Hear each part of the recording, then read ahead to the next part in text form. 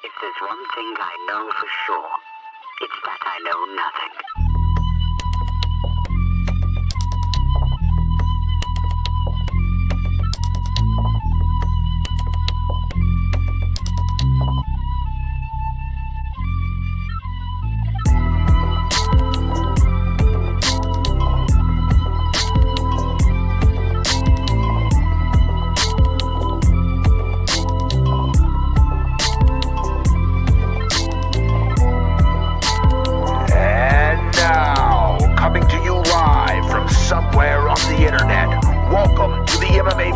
Podcast with your hosts, Andy and Ethan.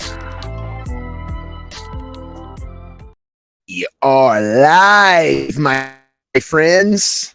Welcome back to another episode. MMA for Marks. I'm doing the Big John. You know how Big John does that on Wing It. Welcome back to another episode of the best MMA podcast out there. He always like fucking like intros their fucking even with your beautiful and then Josh Thompson comes on and he's all just like, yeah, Big John, yeah, totally. Yeah, but, that's literally we were like, all right. I'm like, yeah. Hi. Yeah.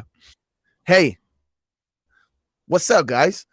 Another week of you MMA. That, like you expect them to fucking be like, "Hi, Andy, I'm okay. How are you?" That's exactly what I expected. I didn't. How did you know that? You're fucking so good at these intros. You've really got the formula figured out on how to intro the show properly. You know that you should write the book. Like I said, so when I'm on my Talk to Kiki podcast, shout out to Matt. We're doing a recording right after this recording. So you'll catch us live. If you're catching us live right now, you'll catch me live twice in the next 3 hours or so. I'm gonna be on air until like at least 10 o'clock ish tonight. Oh, you're taking a shower on the podcast. Yeah. I might as well just scrub my balls on the You're living life on the podcast. Yeah, you're gonna eat dinner on the podcast. Intro, when my coworkers, or not my coworker, when my other not podcast, full shower though. He says Konnichiwa, and I answer back. So it's from a show that we watch, and like the host of the show, it's like a adult show based off of like a children's show. It's tough to explain. Too much time. Anyway, so the host will always say Konnichiwa, and then there's kids because it's a kids show, and they'll say Konnichiwa. So that's why I say minasan, which means everyone or everybody. Konnichiwa. Right. Like I'm imitating the child while he's like the host. It works out in that way. So that's why when you're like, oh, hi everybody, and like, how are you? And that's a little peek behind the curtain, guys. That's a little. Well, if you watch down that wall, if you watch anime, if you watch the amount of anime that my podcast host and I watch, you understand that reference immediately. You don't watch anime, so that's why I had to break it down. And majority of the people that watch MMA are like, "Oh, fucking anime's for sissies." Well, you know what, bitch? Fuck you. Wow. I'll come kick you in your pants. How about that? You know what? That was instinctually aggressive on you, and I think I appreciate that. Thank you for coming that hard with it. I do watch anime. I do. I just don't watch it like you do. Star Trek doesn't count as anime, bro. It can, and it probably will. It probably has already been. What does I say? Star Trek. Andy said Star Trek. He doesn't say Star Trek. No. Hold on. Star Wars actually has a pretty good anime series. Yeah, they do. I didn't watch it on principle. I didn't watch it on principle. My kids watch anime though. I mean, look, anime. Look, like now, like Star Trek, Star Wars, Lord of the Rings. When we were kids, you were a fucking nerd if you liked any of that stuff. Okay, if you liked any of that stuff, Pokemon, you go inside and pull up your pants, nerd. That's what you were told. Now it's cool. Now everyone's funny. I tell people whenever I talk about all my kids watch anime. I didn't know Dragon Ball Z was anime until much later in life. So same. I didn't know either. I used to get home from school and Toonami would air from 4 to 5. 4 to 4:30. Toonami. I remember that. 4 to 4:30 would be Sailor Moon. And I would close my blinds so the kids outside wouldn't see me watching Sailor Moon because it's like sissy girl stuff. Yeah. No, I used to watch it too, though. I would close the blinds so they wouldn't see it. Then 4:30 comes on. I open the blinds. I'm like, Dragon Ball Z!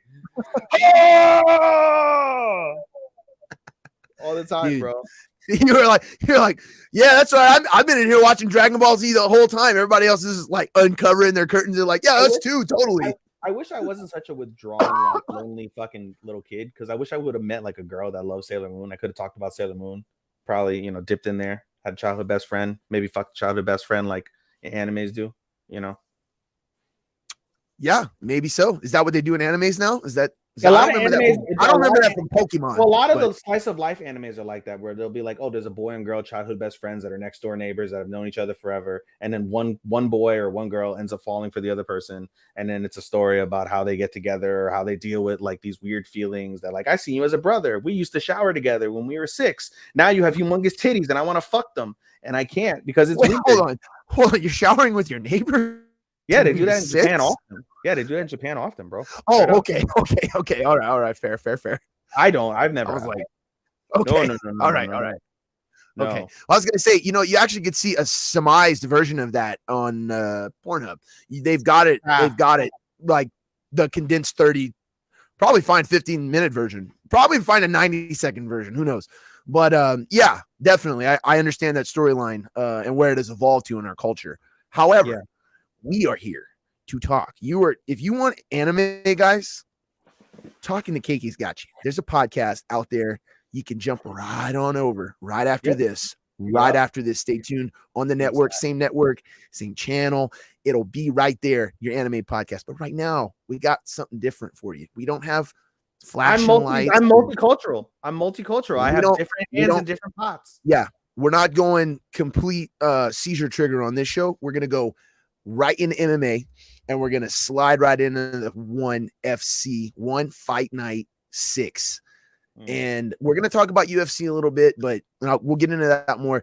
But listen, the main event, the main show, the big kibosh for everything this past weekend for MMA was ONEFC. It was amazing.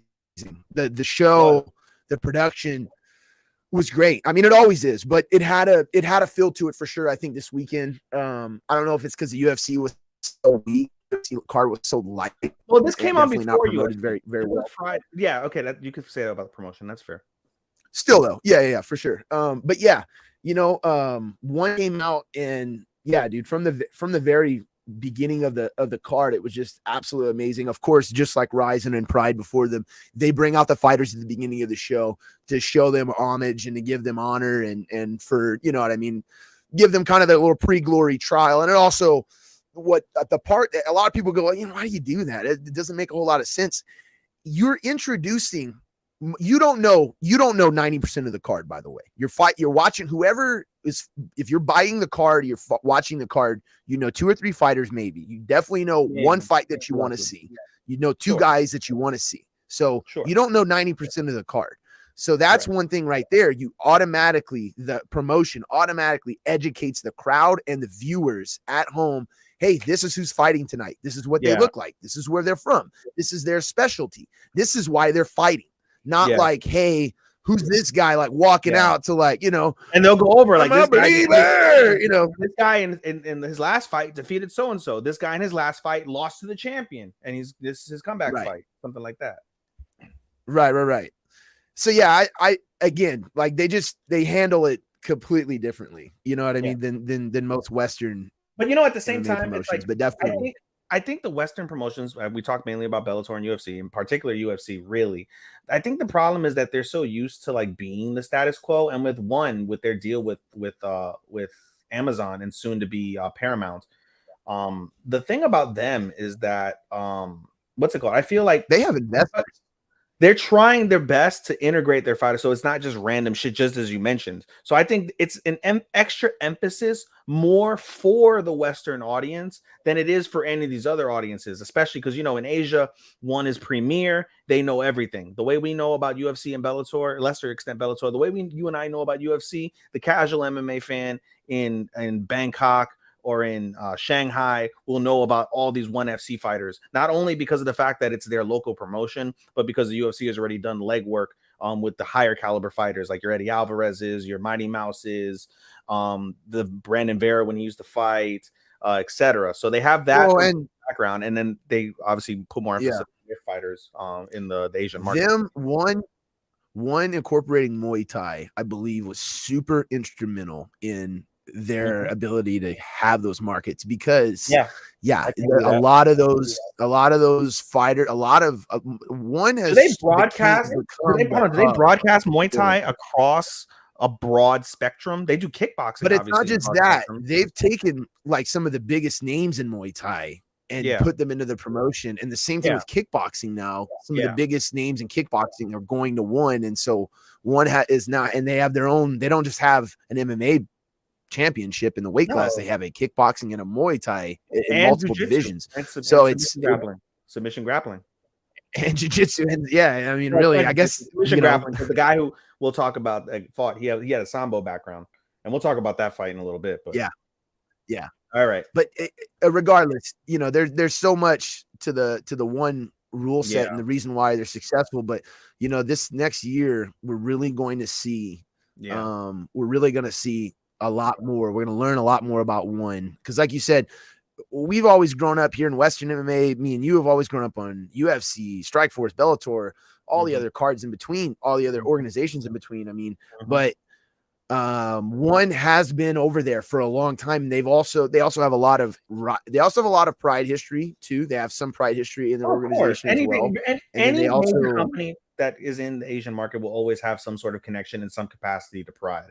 ONEFC is the biggest. Well, I can't say that. I was going to say no. Ryzen is definitely the biggest progenitor of that in current times, but ONEFC is definitely. I don't know. I think ONEFC actually is bigger because Ryzen's such a small promotion. It's bigger, but I'm talking about who draws more callbacks to Pride. Ryzen, without a doubt, because they have the ring, because they're Ryzen, for sure. Obviously, they are Pride. ONE has also taken those elements in terms of production, in terms of grand. In terms of the grandiose nature of how they produce their shows, the emphasis on the fighters, they've taken those aspects that that Pride used to have as well. So you can see. Here's why I think I agree with you 100% that they've taken certain elements of that and figured out how to make that more marketable. They figured out how to make that so they don't lose so much money. I think that there is like I said, this next year I think we're gonna learn a lot. In these next couple years, I think we're really going to see the development of ONE and where the future of the UFC is, because I think ONE is going to bring a lot more competition to the UFC than people realize. And I think that a lot of this is going to be done via boxing and via wrestling fans, pro wrestling fans. And the reason why I say that is because boxing fans, I believe, will be drawn more to a ONE style setup than they are the UFC, or even if not, I believe boxing fans will be more open to watching that. And I also believe that because I feel that boxing fans of the production. Exactly. They're already drawn to UFC, so but because of the production, but ONEFC, but specifically, I think ONEFC has got the idea to do boxing itself inside of the promotion outside of MMA. I'm pretty sure they've got that already. They're going to do that. So that in itself, I think you're going to get more. Did you see that? Boxing fans than in general. That's been a talk for a long time, but they haven't said anything on it recently. But that's always been I guarantee you they're going to do that. But besides boxing fans, more than boxing fans, I think pro wrestling fans are actually going to decide the fate of what ONE does, because I believe ONE's production value and the way that they present things does kind of beckon and call more to pro wrestling fans, especially new age wrestling fans, than it does UFC and MMA fans who don't watch wrestling at all. You know what I mean? Because like guys who are just UFC and MMA, they're gonna watch ONE, but they're not gonna watch ONE like they do UFC and UFC. And I almost said Bellator, but it's not like they watch it like they watch Bellator, but like they watch UFC. But wrestling fans, I think wrestling fans will be like, whoa, hold on, wait a minute, this is a little different. This is MMA, but this is also sort of some of the production. But I mean, it's kind of tough, especially when you pro wrestling these days. When you include wrestling fans, it's kind of tough though, because of the fact that the wrestling audience now is so. There's literally only two subsections now. There's the hardcore fan, which is who you're referencing, that's going to probably find appreciation in that, and then you have the other subsection, which is I don't think it's the hardcore fan. That is, I don't think it's a hardcore fan. I think it's newer fans. It's not you. wrestling not you and Angel. You and the one guys of the from the biggest group. problems with professional wrestling now is that they're not making new fans. Talking about new fans, like Marks for ONEFC here in the States. That's what I'm talking about. You know what I mean? That's what I mean. And that's like a humongous. That's a small subsection of motherfuckers. That's like 5% of the population of overall MMA fans are Marks for ONEFC. That's small. No matter how great one is, that's a small piece of that overall pie. I'm not talking right now. I'm talking future. I'm talking when ONEFC comes here in the next couple years. I'm saying that wrestling fans more than MMA fans will determine the future of how successful ONEFC does here in the States. That's all I'm saying. You'll see. Just watch. I'm telling you, because MMA fans here in the States pretty much know what ONEFC is. Not casuals, but casuals won't really go to that unless they do start putting them on. Yeah, well, the only way casuals will find ONEFC is they want. What happened to Mighty Mouse? What happened to that small black guy? And they'll be like, exactly. You know what I mean? But that's where, right. But like I said, I think that the overall production value of ONEFC, and I see one getting on a network or something closer to like what the UFC did with Spike in the days. And I'm just saying that it just seems to me that those two fans are going to operate the same space. That's all I'm saying. In the future, I really think wrestling fans will decide. They will decide more of where we're going to be watching, one at. If one is going to be successful here in the States, yeah, I think it's going to, because they're not going to be able to rely on the current MMA fan base. They're going to need new fans. 100%. They're going to need new fans. You know what I mean? And I think there's a lot of wrestling fans who aren't super UFC fans, who aren't super MMA fans. I mean, they're gonna have to start running. They're gonna have to start running marketing. They're gonna have to start on during commercials and stuff. They're gonna have to start pushing that. And for one, it's gonna be tough because for one piece, pun intended. You know who's heading that up though, right? You know they got heading that whole deal up here in the US, Rich Franklin. Yeah, but okay, so I get that, and that's good. But so with AEW, for example, right? You have your two major promotions, WWE, AEW. They're for sure probably going to be targeting marketing on any of the WWE shows, no doubt, and they could probably get that. With AEW right now, AEW is still the hottest promotion right now in all of American pro wrestling. Bottom line, they're the hottest promotion. Now, the problem with AEW is that they're on TBS.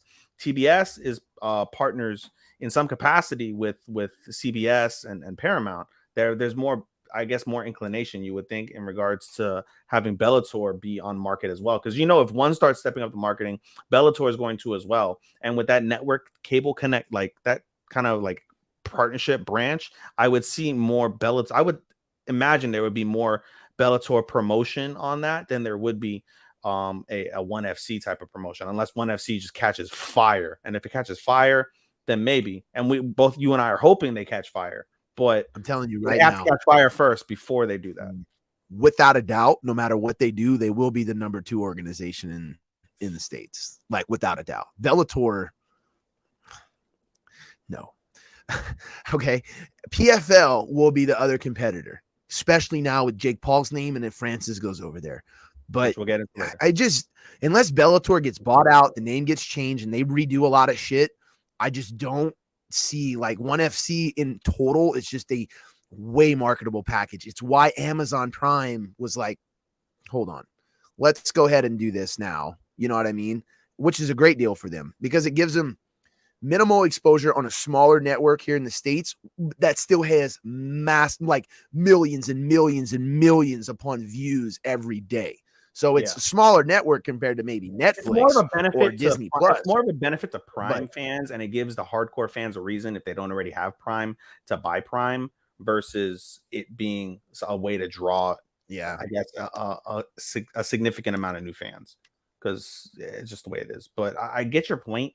I'm a little bit more skeptical on it, and I'm hoping I'm wrong, but it's going to, like you said, it's a long game. So we'll see what the long game holds out. It's a long game. Yeah, for sure. I mean, 100% I could be wrong. I'm just saying, I think that's like, just thinking about it for a little bit now, I'm like, it just, you sound like me a couple podcasts ago when I went on that diatribe of what's his face, Chin Face, if he fucking keeps up the momentum. Raul Rosas. You sound like when I went on that fucking like 5-minute diatribe about you were having kind of.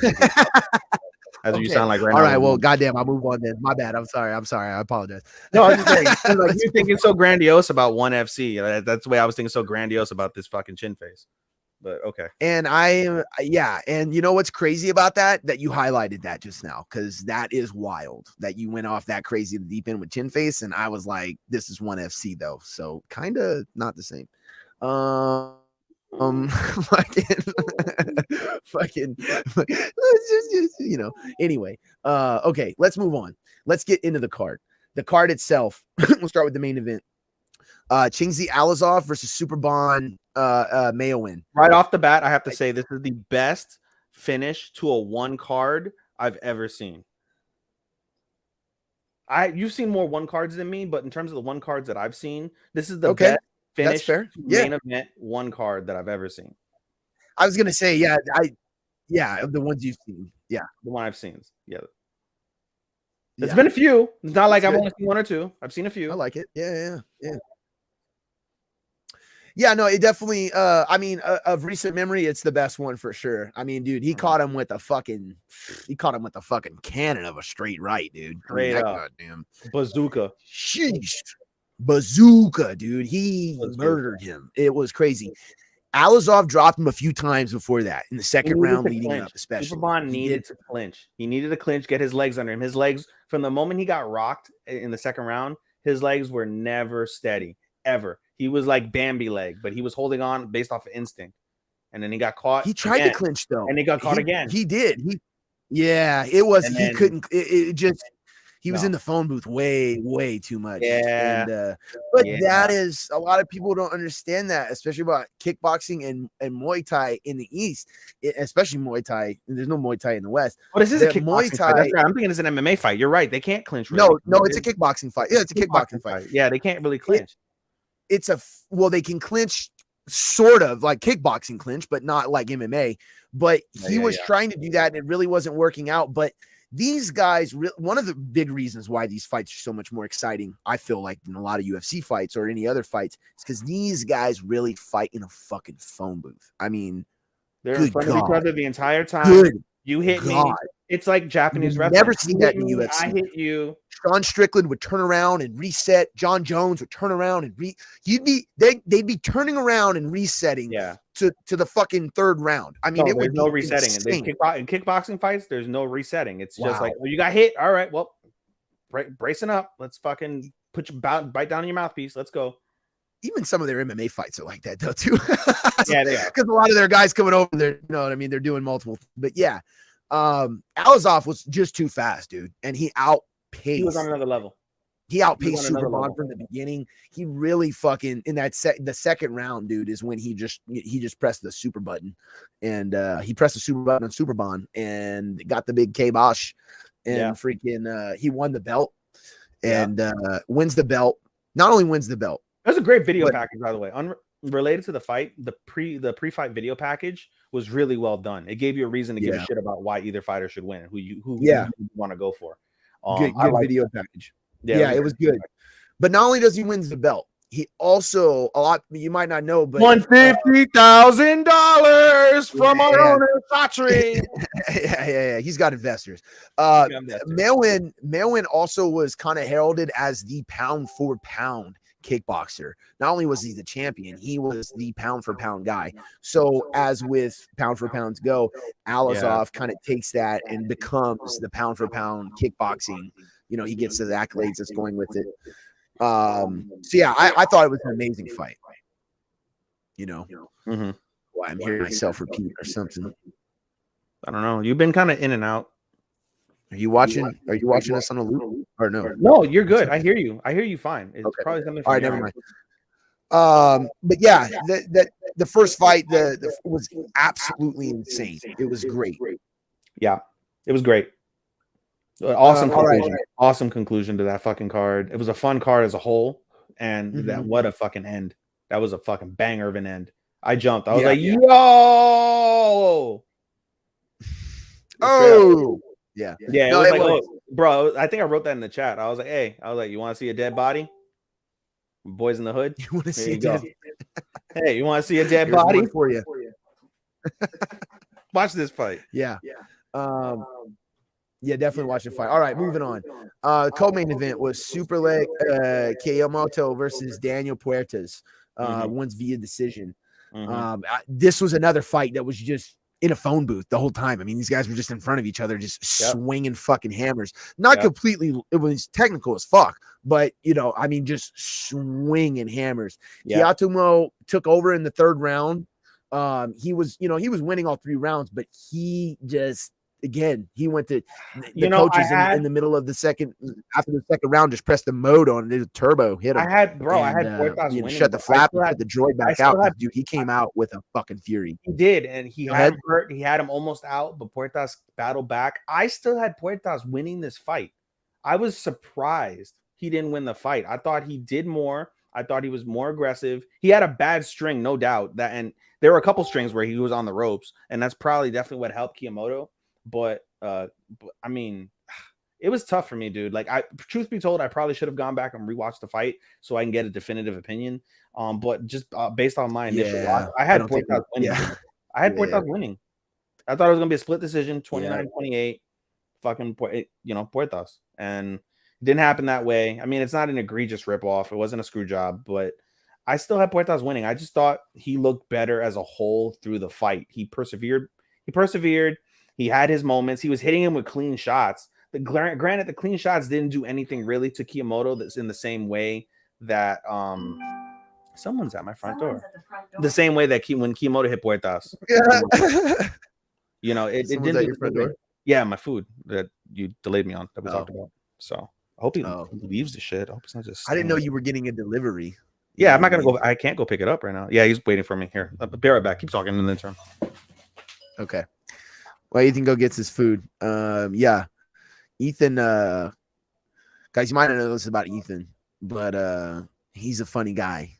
He's a real funny guy. Yeah, like cats. He's what can I say? I know he likes to go take walks down on the beach. He likes to stick his toes. He's one of these guys. He likes to stick his toes in the water, and he likes to let the fish, nibble on his toes. Sometimes they get a little suckling there on the end, and I'm like, dude, probably shouldn't be doing that, but he likes to do it. I don't know why. He's kind of a weird guy. He also wears his shorts like just an inch above his belly button. Who does that? I don't know. I'm mad. I ordered freaking chips and a drink, and I didn't get no okay, chips. He drives hey, so the fight was. Bro, I'm so mad. I was supposed to get a chips and a drink. They didn't fucking give me no chips and drink. This is why I hate doing this shit, dude. No, I didn't get my fucking chips and drink. And no, this is the complete wrong order. This isn't even. I can smell it. You should call him back live on the podcast. You should call him right now. Excuse me. Oh no, this is right. Okay, no, that's accurate, but they didn't do it the way I wanted it to. God damn it, bro. These guys, man. Fuck. These guys, dude. I'm sorry. Oh my god. Fuck, man. Shit fucking chaps my fucking ass. What a fucking ridiculous fucking thing. I hate this shit, dude. That's why I fucking go to shit, man. Oh, dude. What a motherfucker. Bro, I asked for what the fuck is this? Lettuce. I was just singing your praises too. I asked for lettuce, I asked for cheese, not fucking lettuce. What the hell? Where the hell do you get this? Where the hell did you get lettuce? What did you get? Steak and cheese, bro. Plain steak and fucking cheese. Steak and cheese, what? That's it, just steak and cheese. And they give me fucking lettuce. I don't see no fucking Like you got a sandwich? Yeah, I got a fucking pizza from fucking Subway. Well, you could put steak and cheese on a pizza. I don't know if you've ever heard of that. Yeah, but I got what did you get? A sandwich? Yeah, just a fucking sandwich. They gave me no chips. They gave me the fucking wrong thing. I thought you were on the diet. No, I get Subway every Wednesday. I thought you were on the Subway's healthy for you. Oh, you do? Yeah, I'm still on my meal prep, but Subway. So this is not what the fuck I ordered, dude. What the fuck? What the fuck is this thing? Subway really had to take a left turn and turn with Jared, huh? Dude.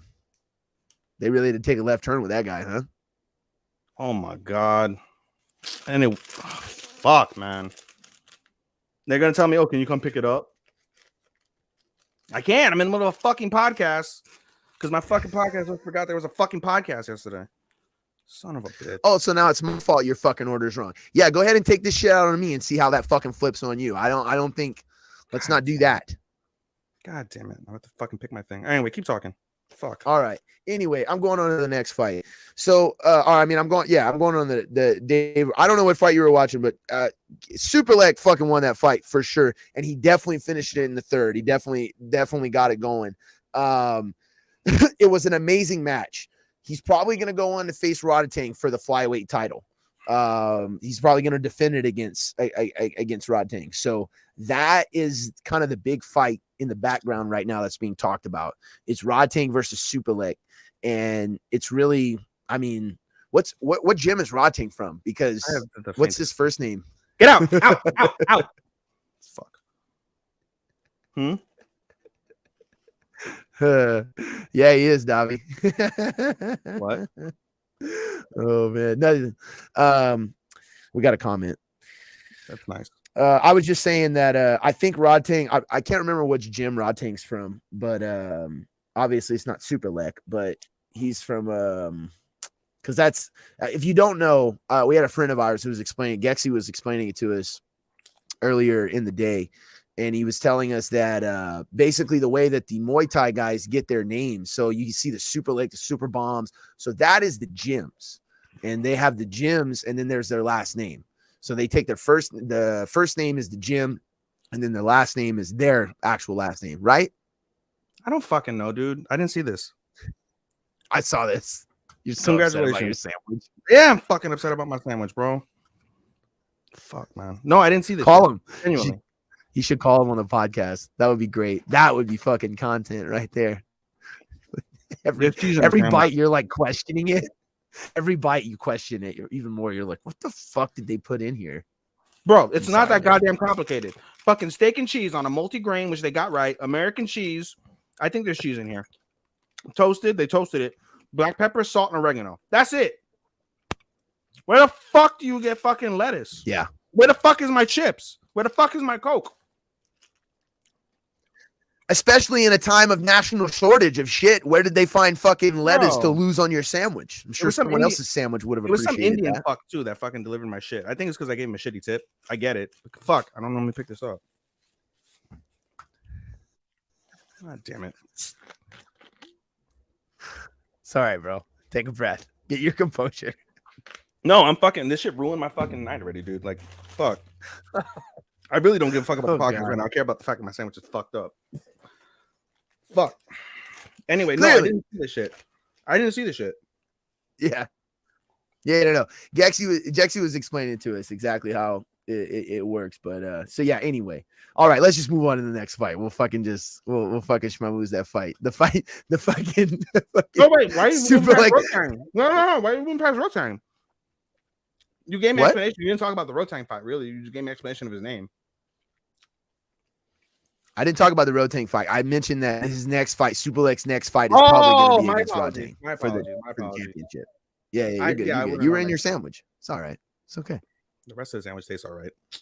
Sorry, it's great content. It was, bro. I really want my fucking shit. Man, you should fucking call him right now. You should fucking call him right fucking now on the podcast. I will. Yeah. Oh, they didn't bring you your chips either? No, I didn't get chips. Oh, dude. And that's funny because I was like, like complaining about finding lettuce in his sandwich. I didn't get my fucking Davi Lima says Ethan is on a diet, but is complaining about finding lettuce in his sandwich. I know Davi. Bro, I don't eat greens. I'm so glad we go live now. This is great. I don't even know the rest of the fucking phone number because I ripped the fucking receipt. Son of a bitch. I don't know the last one. You never have to Google this shit. You have to Google it. It's fucking goop.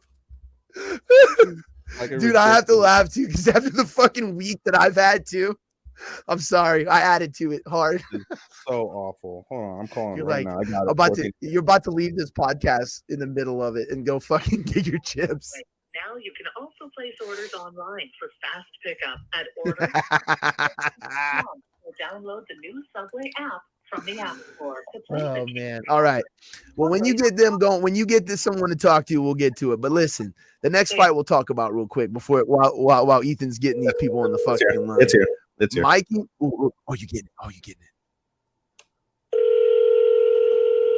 All right, here we go. This is hot. I won't say anything. Oh, let me do an alternate voice. They're not even gonna answer. Oh, There's always one guy there. There's always one guy there. He doesn't answer. This is one of the most viewed moments in the show's history. Probably. I feel it. Bro, He's not gonna answer.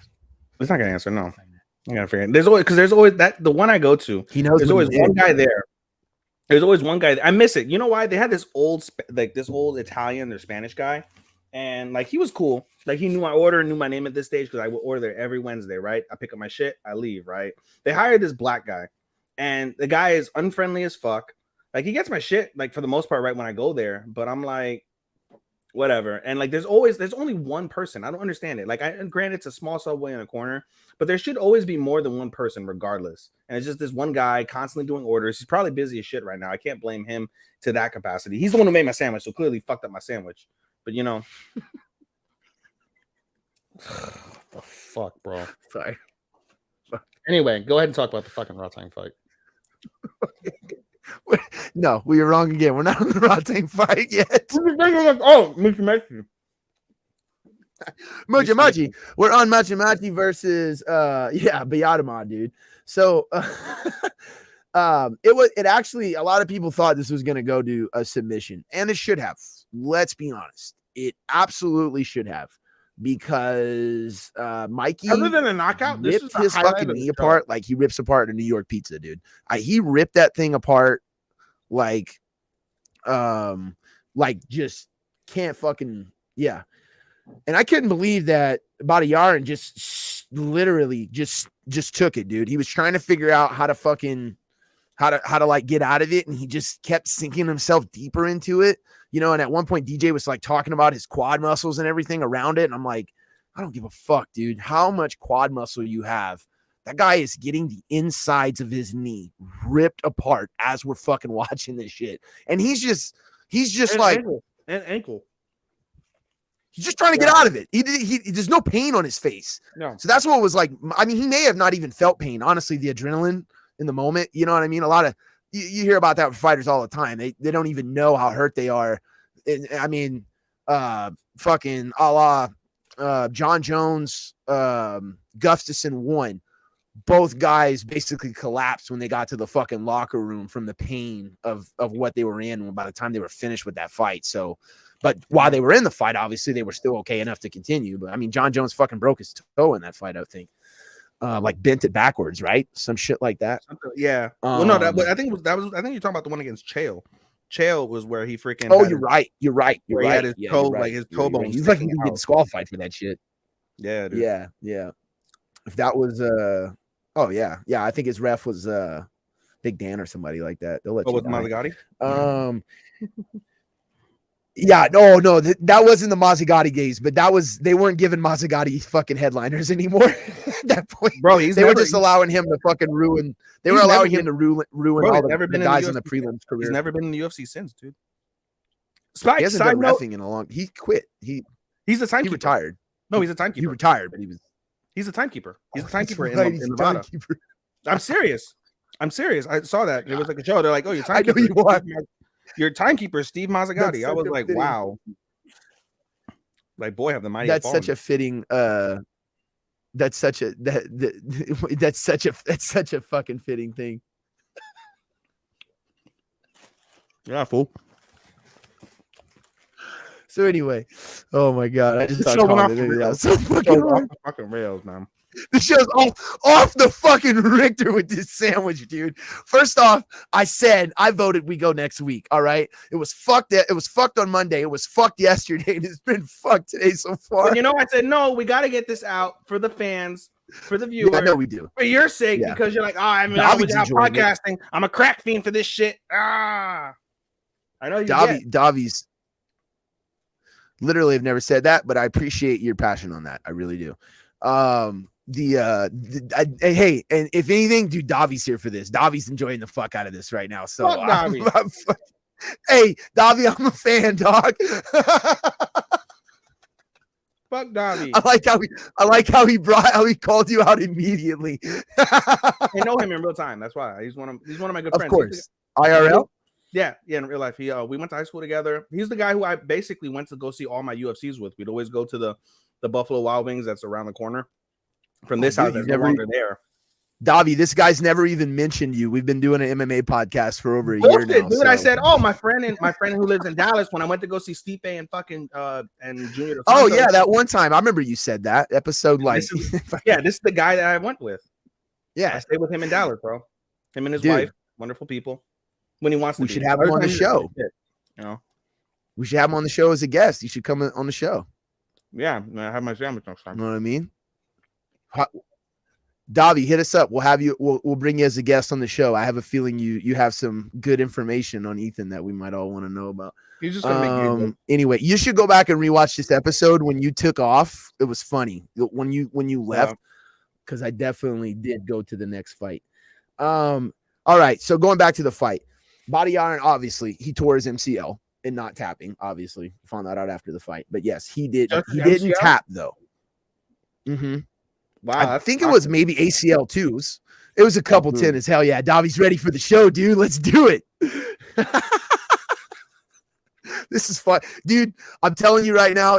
I will tell everybody right away. When Ethan brought me the idea of going live, I was like, dude, no fucking way. Like, we're not ready. Not a lot of people watch the show to begin with. Us going live has been my favorite thing, but after us coming on the network, that we've done. I love that we're fucking live now, because the fan interaction is fun, or fans, but just people online just fucking commenting. So hell yeah.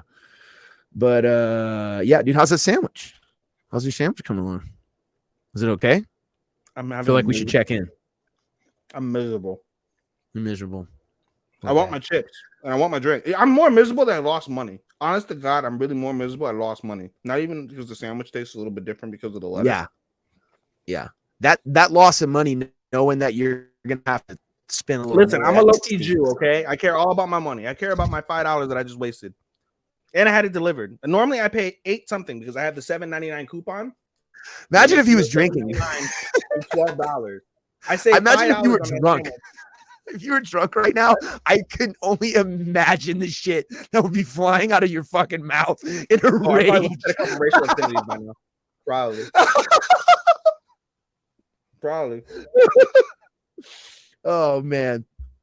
So anyway, going back, Body Iron didn't tap, and I really think obviously they had a couple of steroids may have helped them. I don't know. I'm just saying, you know what I mean? Like, they may have helped them not tap. Those fucking muscles were looking pretty fucking bulgy, but whatever. You know what I mean? It's all good. He's not gonna fight for a minute, so that's not all good. But Mikey goes on. Mikey Massini just goes on, dude. How you say it? I like how the 2 times you've actually said it on the podcast, you have a mouthful of meat. That didn't make it the first time. How do you say it? Musumeci. Mikey Musumeci, that's right. Dude, by the way, can anyone look more not like a BJJ champ? Like, could anyone look more like he just got out of a convention, like somewhere? Dude, he looks like he just got out of a straight nerd convention. Like he just finished a math test. Yeah. Like he literally, like he just figured out, like he just got all of the answers right on the Lord of the Ring trivia. You know what I mean? Like he definitely, like he knows how many steps it is to Mordor, and you know what I mean? Like 100%. He was on, I think he was on Rogan. Who else's podcast he was on? I think he was on Theo Von's podcast. And he just talked about like how he literally eats like shit. He's one of these young kids. You're fucking burning so much fucking sweat and calories. Well, and you're 19, however old he's a kid. You know what I mean? You're that age too. He fucking burn right through that. Oh, he eats, but still though. He probably eats 10 times a day. And he probably also has a metabolism like crazy. You know? Yeah, my nephew's like that, bro. He'll eat like a whole pizza by himself and be like, I'm hungry. Yeah. He'll eat a whole large pizza by himself. I'm hungry. Bro, what the fuck? Are you a goddamn trash disposal? That's all 6 of my children. So yeah, yes. Yeah. You probably. birthed a bunch of trash disposals? I mean, hey, you know what I mean? We can get into semantics later, but The other problem what I did was I ordered on the Subway app, and had I ordered on the fucking DoorDash app, I could have complained that they fucked my order up and gotten a refund. But I can't do Why that. didn't you dash it? Well, you're saving money by not dashing it, right? No, I don't. But see, it's damn if you do and damn if you don't, because I had the coupon code. The coupon code would have made it. The coupon code doing on the Subway app made it cheaper than on DoorDash, because I have no coupon code on the DoorDash. Everything you have to add individually, and everything is marked up because it's DoorDash. I see. So I can't even bitch about my fucking thing, because there's no thing about order history. Let me see, order history. I really want my fucking thing. You're really fucked in this situation. Yeah, I really am, unless I call corporate. That's probably what I'll do. I'll probably just call corporate tomorrow and bitch. Call corporate right now. Leave them a fucking nasty. They're not open, bro. It's 7, and you don't get anything with nasty voicemails. No, you don't.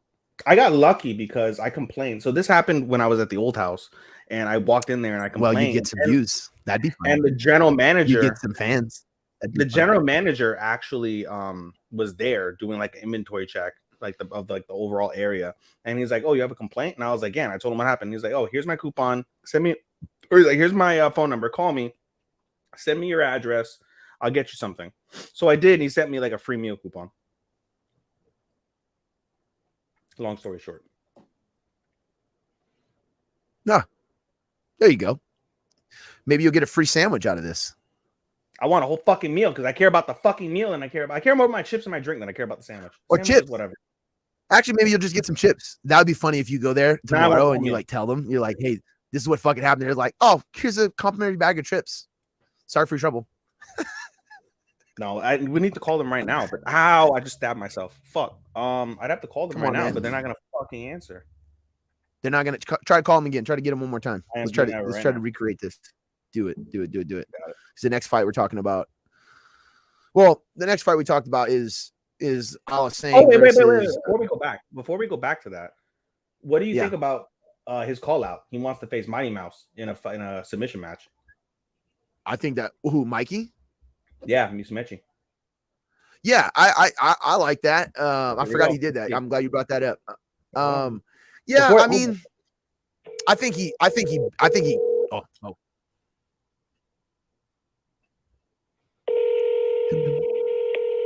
It would not be a great match, and we'll go over that momentarily. Oh, I disagree. I hear that echo that you're talking about. Are you watching us on? No, I'm putting in like anticipation music. Yeah, I'm not gonna answer. Let me Google corporate stuff in the interim. Yeah, go ahead. Mikey would definitely win that match. I agree. I think Mikey would win that match. You think? Yeah. Oh yeah. Tell me why. He'd rip up DJ. Tell me why. I mean, just he's a BJJ champ, and BJJ versus DJJ. DJ is not, and I mean while he has submissions to note over guys in the division and stuff like that. I mean, certainly none of them he's ever faced is on the accreditation level of Mikey. I mean, that guy. Yeah.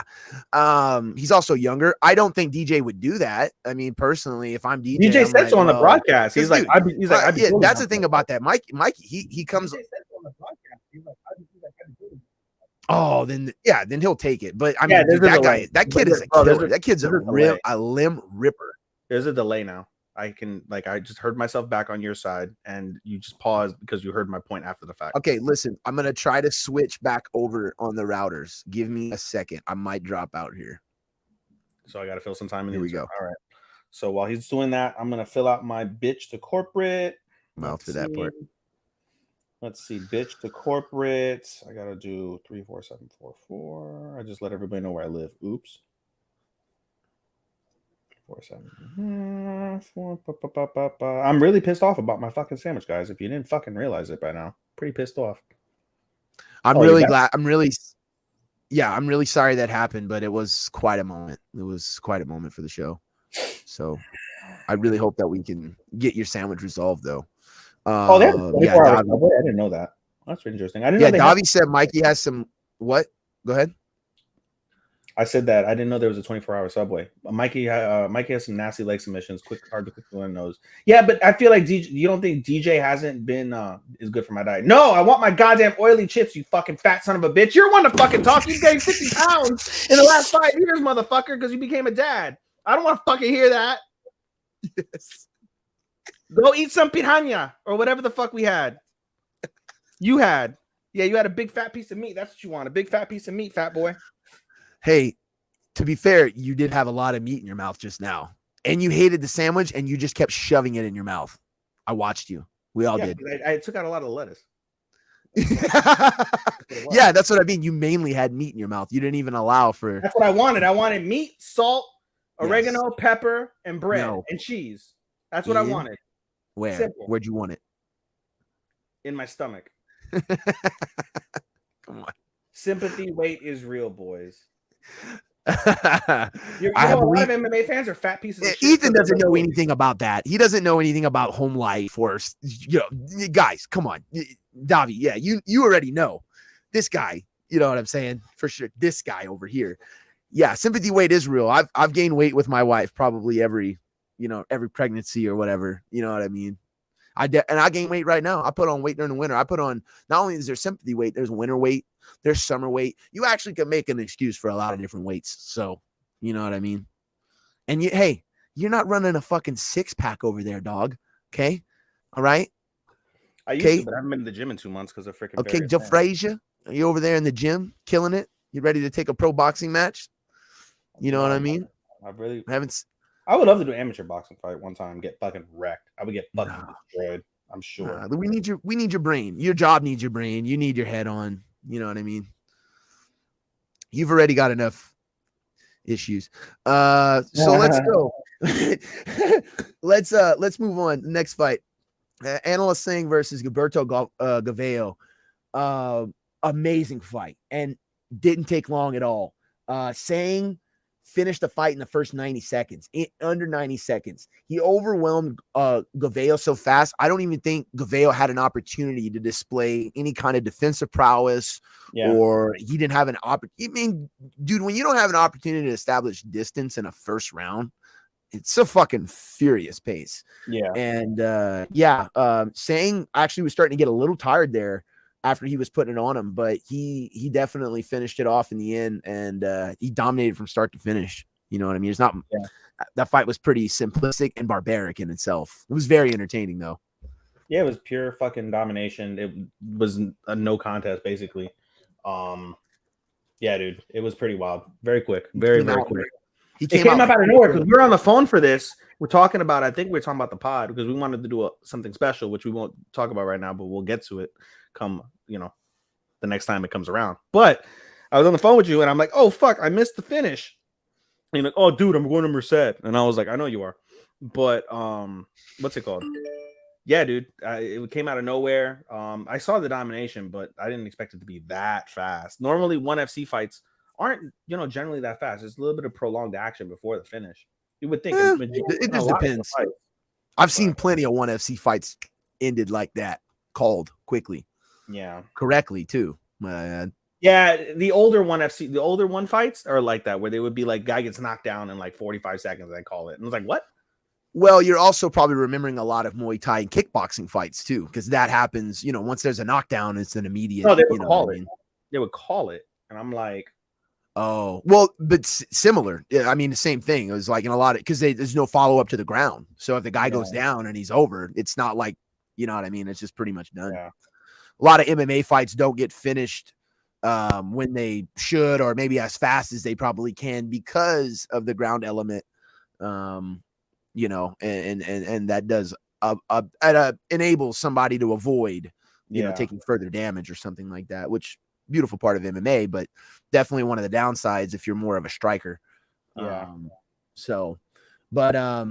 It was a quick fight, and we'll talk quickly about it as well.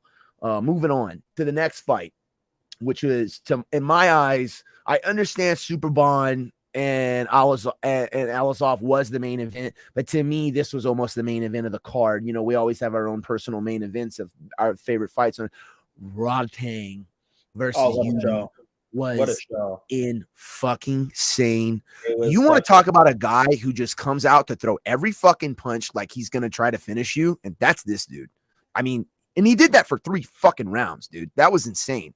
Literally came out every single thing he threw, every counter he threw, this Rodtang is just such a different fucking level, dude. He fights like a guy who's like 185 pounds. You know what I mean? Like the intensity of him, like the heaviness of him, but he moves like a guy who's 125 pounds, which he is.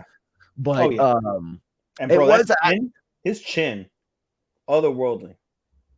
His chin, he literally is Vanderlei Silver too. Like he's literally Vanderlei, like reborn as a Muay Thai fighter. Think he's juiced up? Oh, for sure. But like the other thing I want to say too is I was a little, and one kind of pointed out too, like but he didn't. This was a catchweight fight because he didn't come in on weight. So I think that was one of the things. Didn't come on weight? Rodtang did not come on weight. So that I think that's one of the things about him in the past has been said is he's not. Sometimes he's got a little bit more of that Muay Thai, let's smoke cigarettes and fucking drink alcohol while we bang, than he does the professional kickboxing fighter, which if you know anything about Muay Thai martial arts, that is drinking and smoking is basically like throwing a leg kick. So, it's, this was it. And what I said earlier too, about, these guys fighting in a phone booth. If there was one fight on this whole card that I would be like, these guys didn't move from the fucking phone booth, it's Rodtang and dude, they did not move away from the phone booth. They literally were just so close to each other the entire time. Like I said, in the UFC, you'd see guys resetting left and right all over the place. Even in kickboxing, you'd see that. You wouldn't see guys hanging in right there. You don't see that. You barely see that in Glory. I mean, Glory is one of the best kickboxing organizations in the world, and Glory will not have fights like that. I mean, they won't have fights like that in their main events sometimes. Yeah. So that was definitely one of the best Muay Thai, one of the best kickboxing matches that I've seen in one ever. And but that's Rodtang. That's just generally how Rodtang fights, bro. His fights are always must see. Yeah, fucking highlight reels. You watch him fight, and great entrance. Great. I want to see what this fucking guy does, just because of how outlandish his entrance is. When then you watch him fight, and you go, "God damn, Demetrius beat that guy." You know what I mean? Like he fucking like Johnson went up, like he took that fight. No wonder he's crazy enough to take a Mikey fight. He fucking took a fight against this fuck. Yeah, bro. He's a lot more dangerous than Mikey Musumeci, bro. A lot more, yeah. Well, I don't know about that because when it gets to DJ had the advantage over Rodtang with the grappling for sure, 100%. Does not have that with Mikey. And if they're doing the grappling, huh? You think he gets to go home and walk and run with his kids? I think he taps before he can't. I think he knows. Great line, by the way. Going back, was a great line. He's like such a dad line too. I just want to go home. He's like, I would have tapped. I just want to go home and fucking run with my kids, play with my kids after this. Yeah, well, because as a dad, like when I broke my foot, that was like definitely one of the things that was such a bummer. Yeah, my dad said the same thing because I moved to Florida when I was what, 7, I think, 8. I was 8. Moved to Florida when I was 8, and no, I was, what the fuck was I?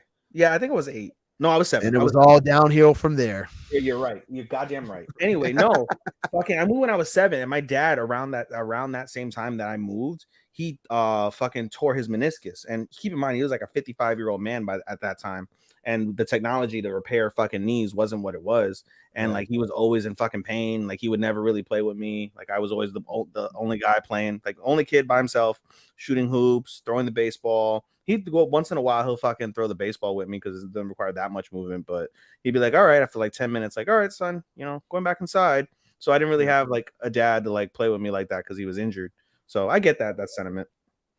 For sure. Yeah. As soon as you said it too, I was like, that's such a dad comment. You know what I mean? Like 100%. So yeah. Well, cool. Moving on. Well, real quick before we move on, I was going to say this ties into Superlex fight versus Daniel Puertas because like I said, this basically builds, both of these guys have been kind of dancing on the edge of flyweight greatness for forever, but now it seems like they're going to come to a head. And yeah, I'm totally down to see Rodtang get another. I don't know if it's his first crack at the belt, but I don't think it is. So yeah. And I don't know who wins that fight. I feel like Rodtang wins that fight, but he's one of those guys where it's just hard to pick against him because he's so intense and dominating in his fights too. So it's like you don't really know. He's got another level. Rodtang is just on another level compared to like most guys that you see. He is on another level. However, I do think Superlek has the ability to countershot him and actually might be a guy to give him some technical resistance. To kind of melee the barbarian. He struggled, like I said, to me, he struggled a little bit with Puertas, given the difference in how they were and how they were built.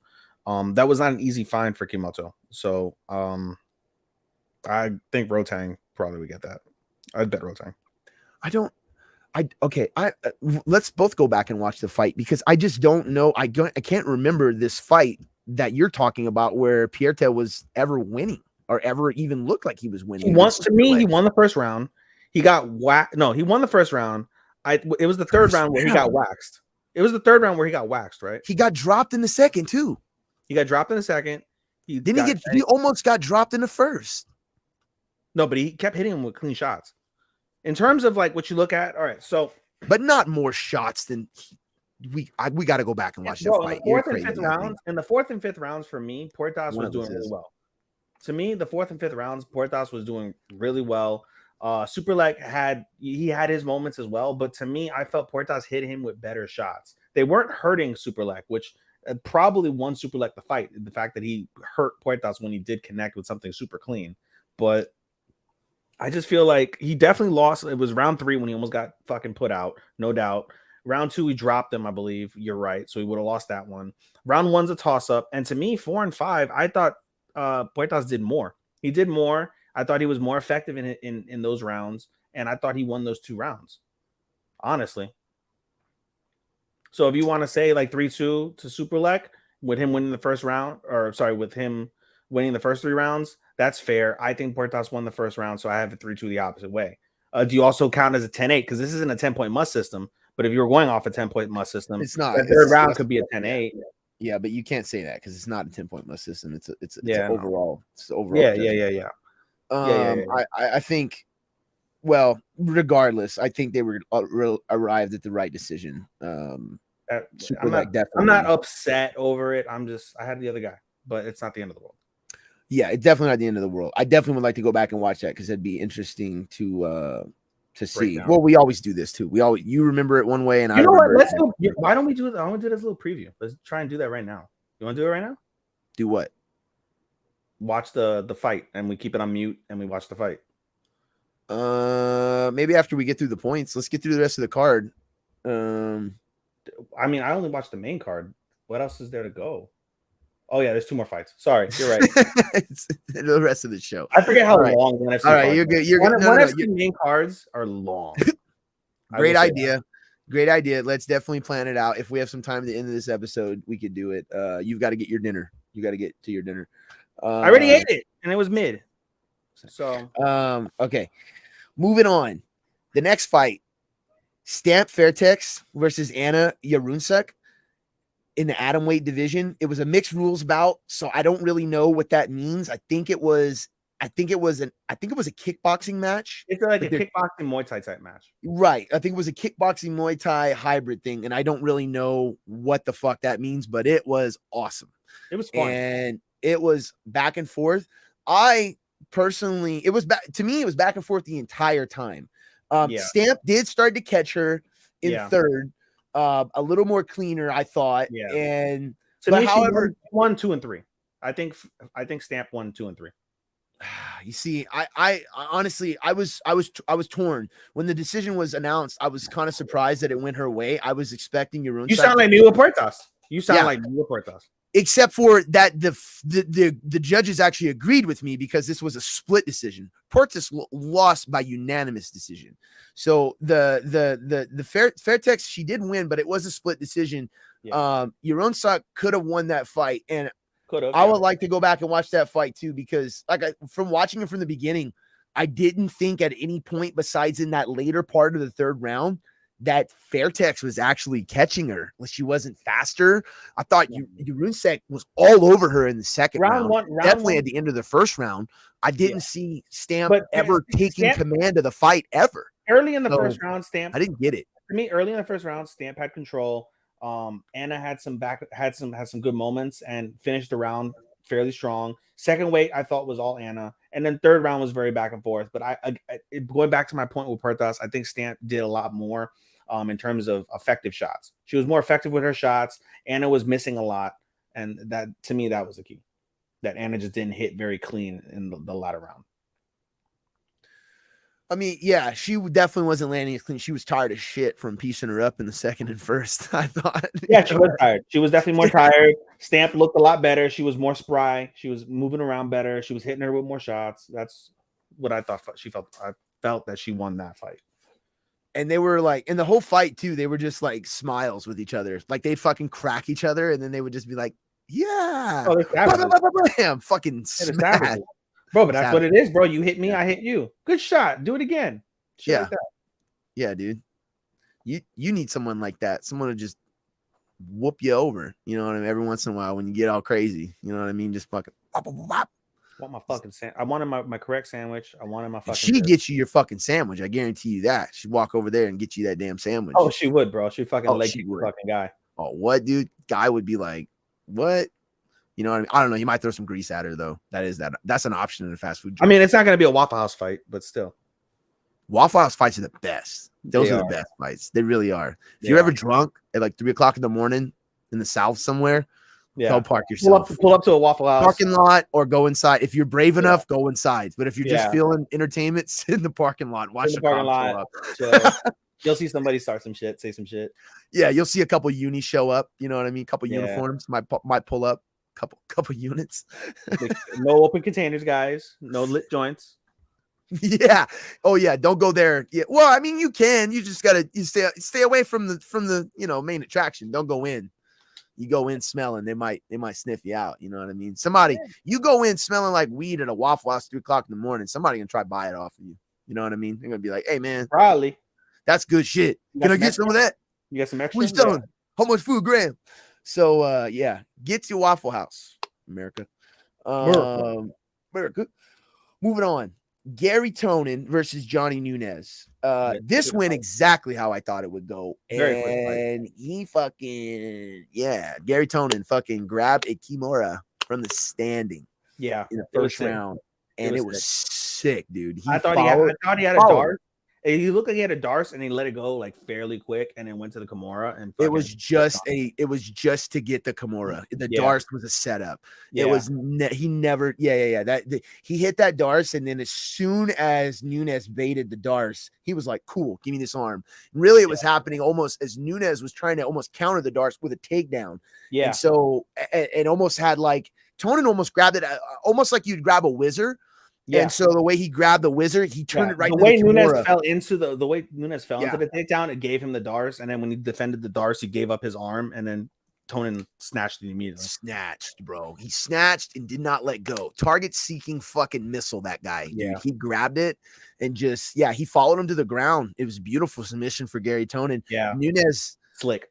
Nunez did what he could, but when you're going up against, it's like Mikey. When you're going up against a guy like that with that kind of skill, look at what Mikey did in the grappling match. The way he just fucking sat there. Tonin did the exact same thing, except this was a fucking featherweight bout in MMA. This wasn't a grappling match, and he just fucking went. He just took his arm, dude, and was just like. Well, I chuckled because one of the keys that when they always put up the keys to victory for each fighter, one of the keys for Nunez was like, I think it was like avoid the grappling exchange or avoid submission game of Tonin or something along those lines. Like that was one of his like premier keys is like avoid this. And he went in for a takedown. I saw him go for a takedown. I was like, oh, someone's ballsy. And I didn't work out. That shit, dude. Yeah, he did not follow the game plan. No. He ran right into it. Where's Gary Tonin's section? Let me run right in. Let me go. What's up with Gary Tonin's head? Like I asked you, does he have like I don't know, but I think him and Bryce Mitchell are friends. You know what I mean? Like, I don't know. Did they come from the same mother? I don't know what you. Oh, dude. Well, I mean, you'd have to ask. You'd have to ask old Mike. Ask his sister. I know. No, you'd have to ask Gaethje about that. But I was gonna say fucking, you remember? Because fucking, what's his name? God damn it, who'd he fight? Who said that shit? That was so raw, dude. When he was just like, you fuck your sister. Who'd your mom fuck? Your sister or your cousin? You know, I was like, what the fuck, dude? Gaethje was like, okay. He fucking murdered him. Who was that? That was Mike. What's his name? Remember. Not Mike Phelps. Why am I trying to say Mike Phelps right now? God dang it. Somebody help me out. Mike. Anyway, I was gonna say Mike Schwick, but that's not right. It was not Mike Schwick. No. It was yeah. Speaking of Mike Schwick, I think it's Mike Schwick that I saw that has. We should talk about Mike Schwick for a second. Yeah. Mike Schwick. If you're able to, Mike Schwick, I think right now is he's taking donations. We should share it on our page. Yeah, he's in a battle right now with stage 4 leukemia, bro. Yeah, he got diagnosed with stage 4. Stage 4 is the worst stage. It's the last stage. Yeah, it's the last stage, and he's trying to kick out of it, dude. And he's sending positive messages. He doesn't look all that bad, all things considered. In the last picture that he I don't shared. think he looks bad at all. I mean, he just on stage like 4. Weight. Yeah. Yeah, so that's a bummer. There's been a lot of bummers from the UFC vet legend category. Yeah, you can't even blame the fights on that. That's just shit luck. Dude, Mike Schwick was the fucking man back in the day. If you were watching back in the old, break was off, those days, bringing it. If you were watching in those days, Mike Schwick was one of the fucking guys, dude. His hands were so fucking fast in MMA. I mean, in MMA, he was just one of those guys. He was just like Mike Schwick. Pop, you know what I mean? And really, I mean, it was just throwing a bunch of fucking haymakers at you. But I mean, it was fucking, I mean, dude, he had real fucking hands. Like, he was one of the first guys in the middleweight division who was cracking dudes left and right. Yeah. He was almost like an early Cub Swanson. How Cub Swanson was the featherweight division when he first started. I was just cracking fools. You know what I mean? I can see that. Technique and power. Yeah, I can see that. But yeah, hopefully Schwick recovers. He kicks out of it. Miraculous. And man, praying for the best for you, dude. Yeah, dude. Hoping for the best. Good luck with Mike Schwick, UFC legend. All right. Well, that covers the one card. Guys, if you haven't seen the one card, if you haven't seen a bad job with my sandwich card, hey. What? I said I did a bad job covering it because I was pissed off about my fucking sandwich and my meal. But you did a good job covering the sandwich. Sorry. Part of me doesn't feel as bad because I'm providing content for what little it's worth. There's most of me that feels that way. But yes, I know. I'm sorry. Yes. No, but it is fun. Dude, come on. Out of the fucking whole episode, I could clip that little bit right there. That's not even MMA related. Like, you can just take that and fucking make it its own little TikTok or whatever. Ethan gets pissed off over a sandwich. Ethan blows his mind over pissed. I would not title that as pissed. Ethan goes on slurish rant. This is why women should always make sandwiches. Anyway. Oh, I'm just kidding. I'm just kidding.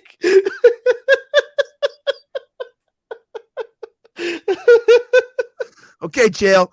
All right. Okay, John. She's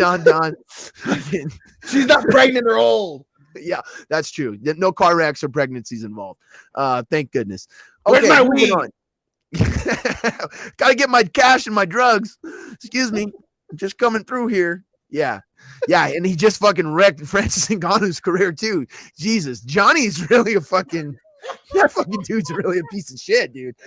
So anyway, at least he admitted so in that little quote that Angel posted today in the group. Yeah, I mean, dude, I'm really glad. Like, Chael Sonnen told him this years ago, and so did DC after they fired. Like, you should really embrace this dick who you are.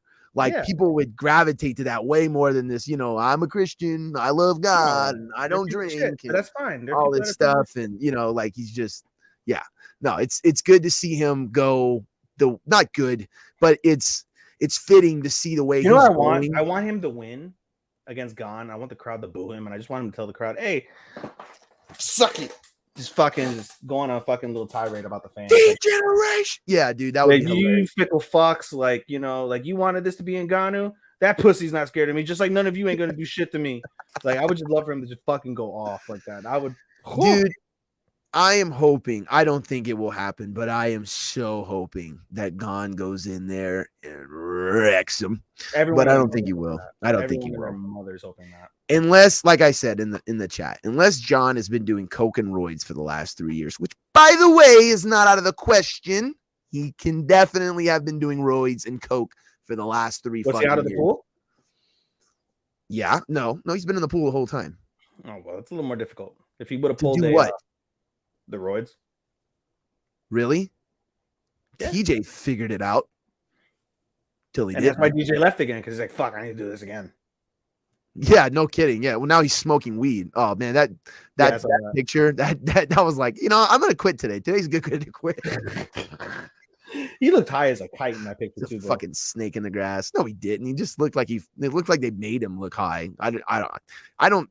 A guy like that, I don't know. I doubt he's smoking weed every day. You know what I mean? He's probably just. It's an act. I mean, bro, but everyone talks shit about. I guess you could say talk shit about the BJJ culture of like, oh, dude, just fucking like tap dudes and smoke weed. Like, well, that's true. That's definitely real in BJJ culture. But there's also a ton of guys in BJJ who don't smoke weed. You know what I mean? Yeah. There's like a ton of them who don't smoke weed at all. Do they roll with guys who smoke weed? 100%. Hell yeah. Hell yeah. Yeah. Is there a guy who smokes weed at every BJJ gym? Hell yeah. Yeah, they're there. Hell yeah. For sure. I mean, yeah, 100%. It's like, dude, you want to just get fucking stoned to watch Submission Underground? Hell yeah.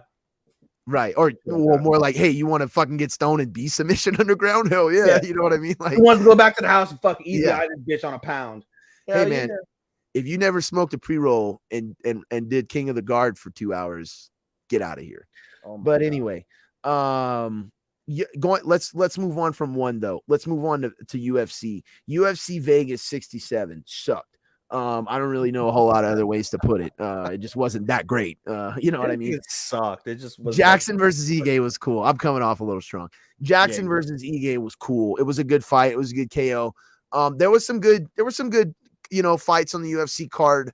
I think it mostly got overshadowed, of course, by Dana's mouth, but which was, we'll get into, hilarious. But is there anything from the UFC card you want to go over? You want to highlight? I mean, yeah, because I watched the 4 of the 5 fights. I was advised to skip the women's fight because for like a top tier women's fight, it's a bit of a dud. That'll happen. One moment while I pull up the card on Google, on el Google. No, I can't open this Google channel because that's where I have the fucking Pride thing that we're going to talk about in a little bit. Yeah, Pride rules. Doom, doom, doom, doom. Doom, doom, doom, doom. I got Ethan already knows this, but I'll tell a story. I was over at my neighbor's house. I was playing on she's a really cool a tree stump drum, and it's a cow skin drum. It's probably like 3-4 feet in diameter. My kids were playing on it, and as soon as I got the sticks, I couldn't help it. Boom, boom, boom, boom. Just the whole fucking house, just this big boom illuminated. And I'm like, man, it's probably the first time I've ever done that. Like, I've played instruments my whole life, but I don't think I've ever like found a big, or even like a kick drum and done the fucking Pride call out. Anyway, I think Sakuraba tried to show up and tap out Hoist Gracie, but yeah, hey, there may be a trivia question on that. I forgot about trivia. Yeah. That's why I said that. Later. That's why I said that. I was like, oh, trivia. All right. Let me see if I get the card. Here it is. Mitsketa. I love you want to talk about the card, but you gotta fucking find the fights first. I know, bro. Well, you didn't pull them up. Normally you do. All right. So I know. I only watched the main card. There was several submissions, or I'm sorry, several finishes in the prelims. I didn't watch any of those really. Like I said, we were pressed for time. I do want to highlight the first fight. I want to highlight. We'll start from the bottom up. Is Umar Nurmagomedov, which is Khabib's cousin or brother. You recall? Cousin.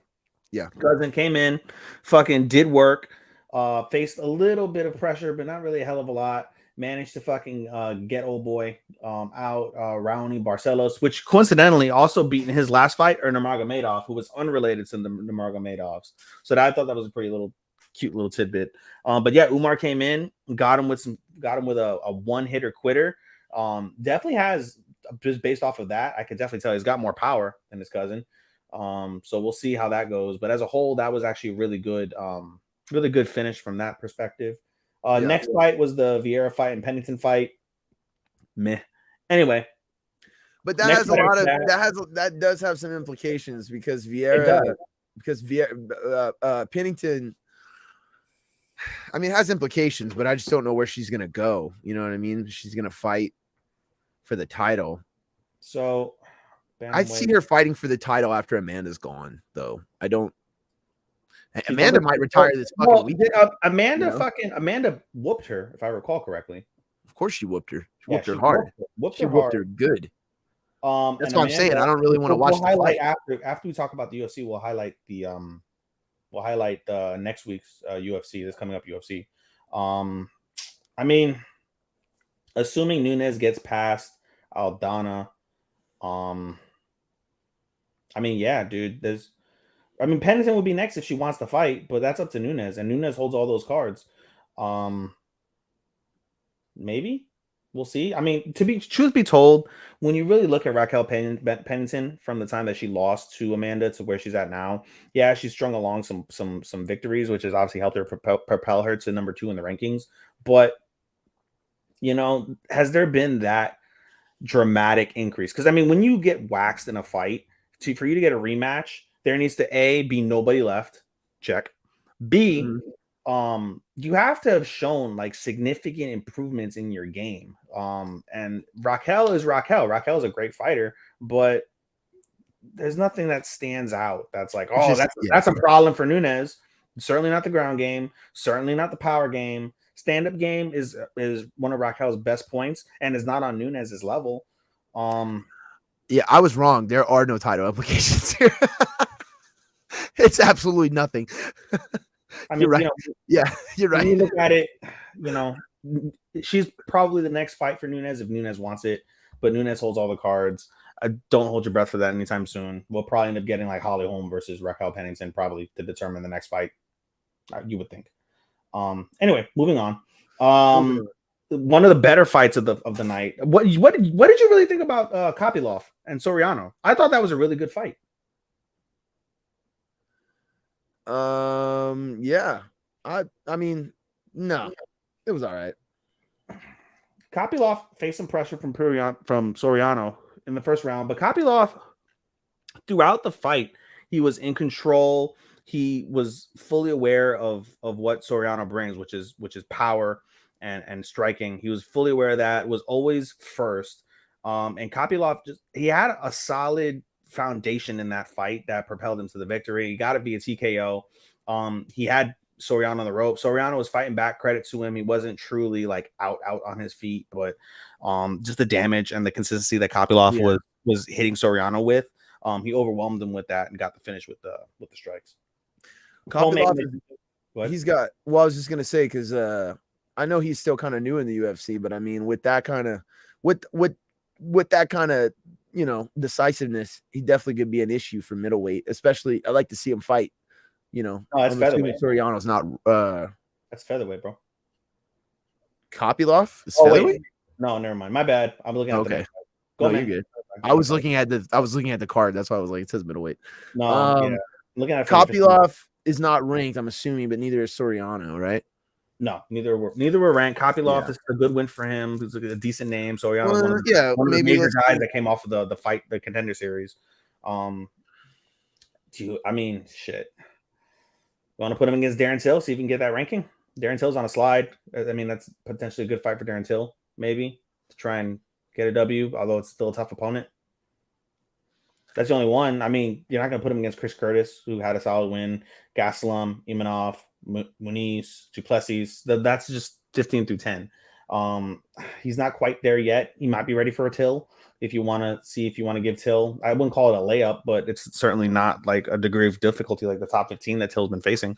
So, yeah, a bit of a what's next. Moving on to the co-main. Ige and Jackson. Ige pieced up Action Jackson, which, He by the did. way, I really appreciate Action Jackson's nickname. I don't know if you paid attention to that during the show, but Jackson in the previous fight, he came in after he lost his brother.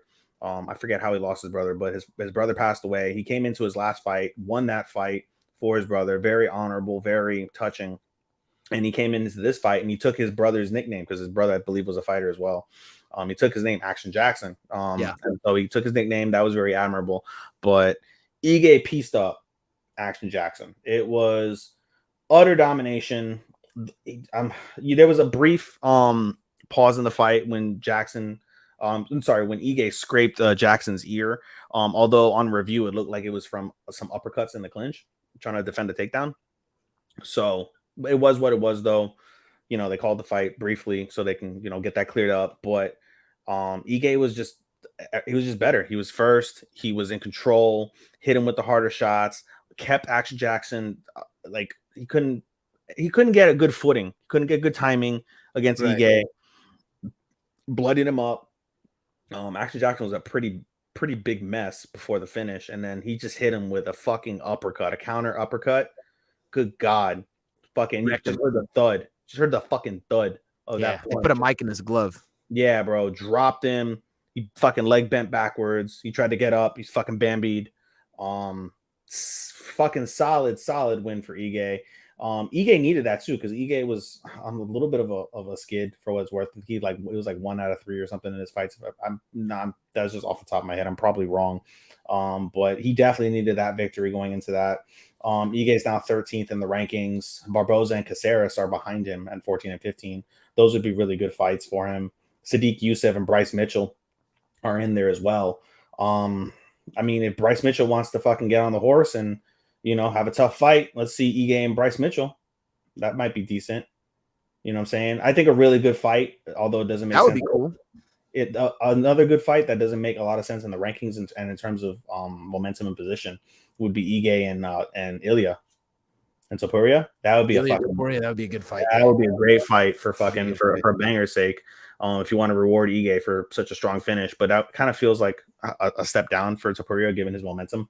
So I don't think they're going to make that fight. Doesn't make a lot of sense for Topuria, but still, just for the fans, that would be a great fight. So those are 2 pieces that I highlighted from there. And then the main event, Strickland and Imavov. It was what it was at the end of the day. It was a good fight, but it wasn't that pay-per-view. I'm sorry, it wasn't that main event quality. This would have been best served as like a 3-rounder on a really solid main card somewhere in the middle of the pay-per-view. I think that would have been the appropriate position for it. Imavov came in, credit to him on a week's notice. Credit to Strickland as well because it was a change of opponent and it was what it was. He kind of fell into that position because of the fact that what's his face fell out because of injury. Gaslam got hurt himself.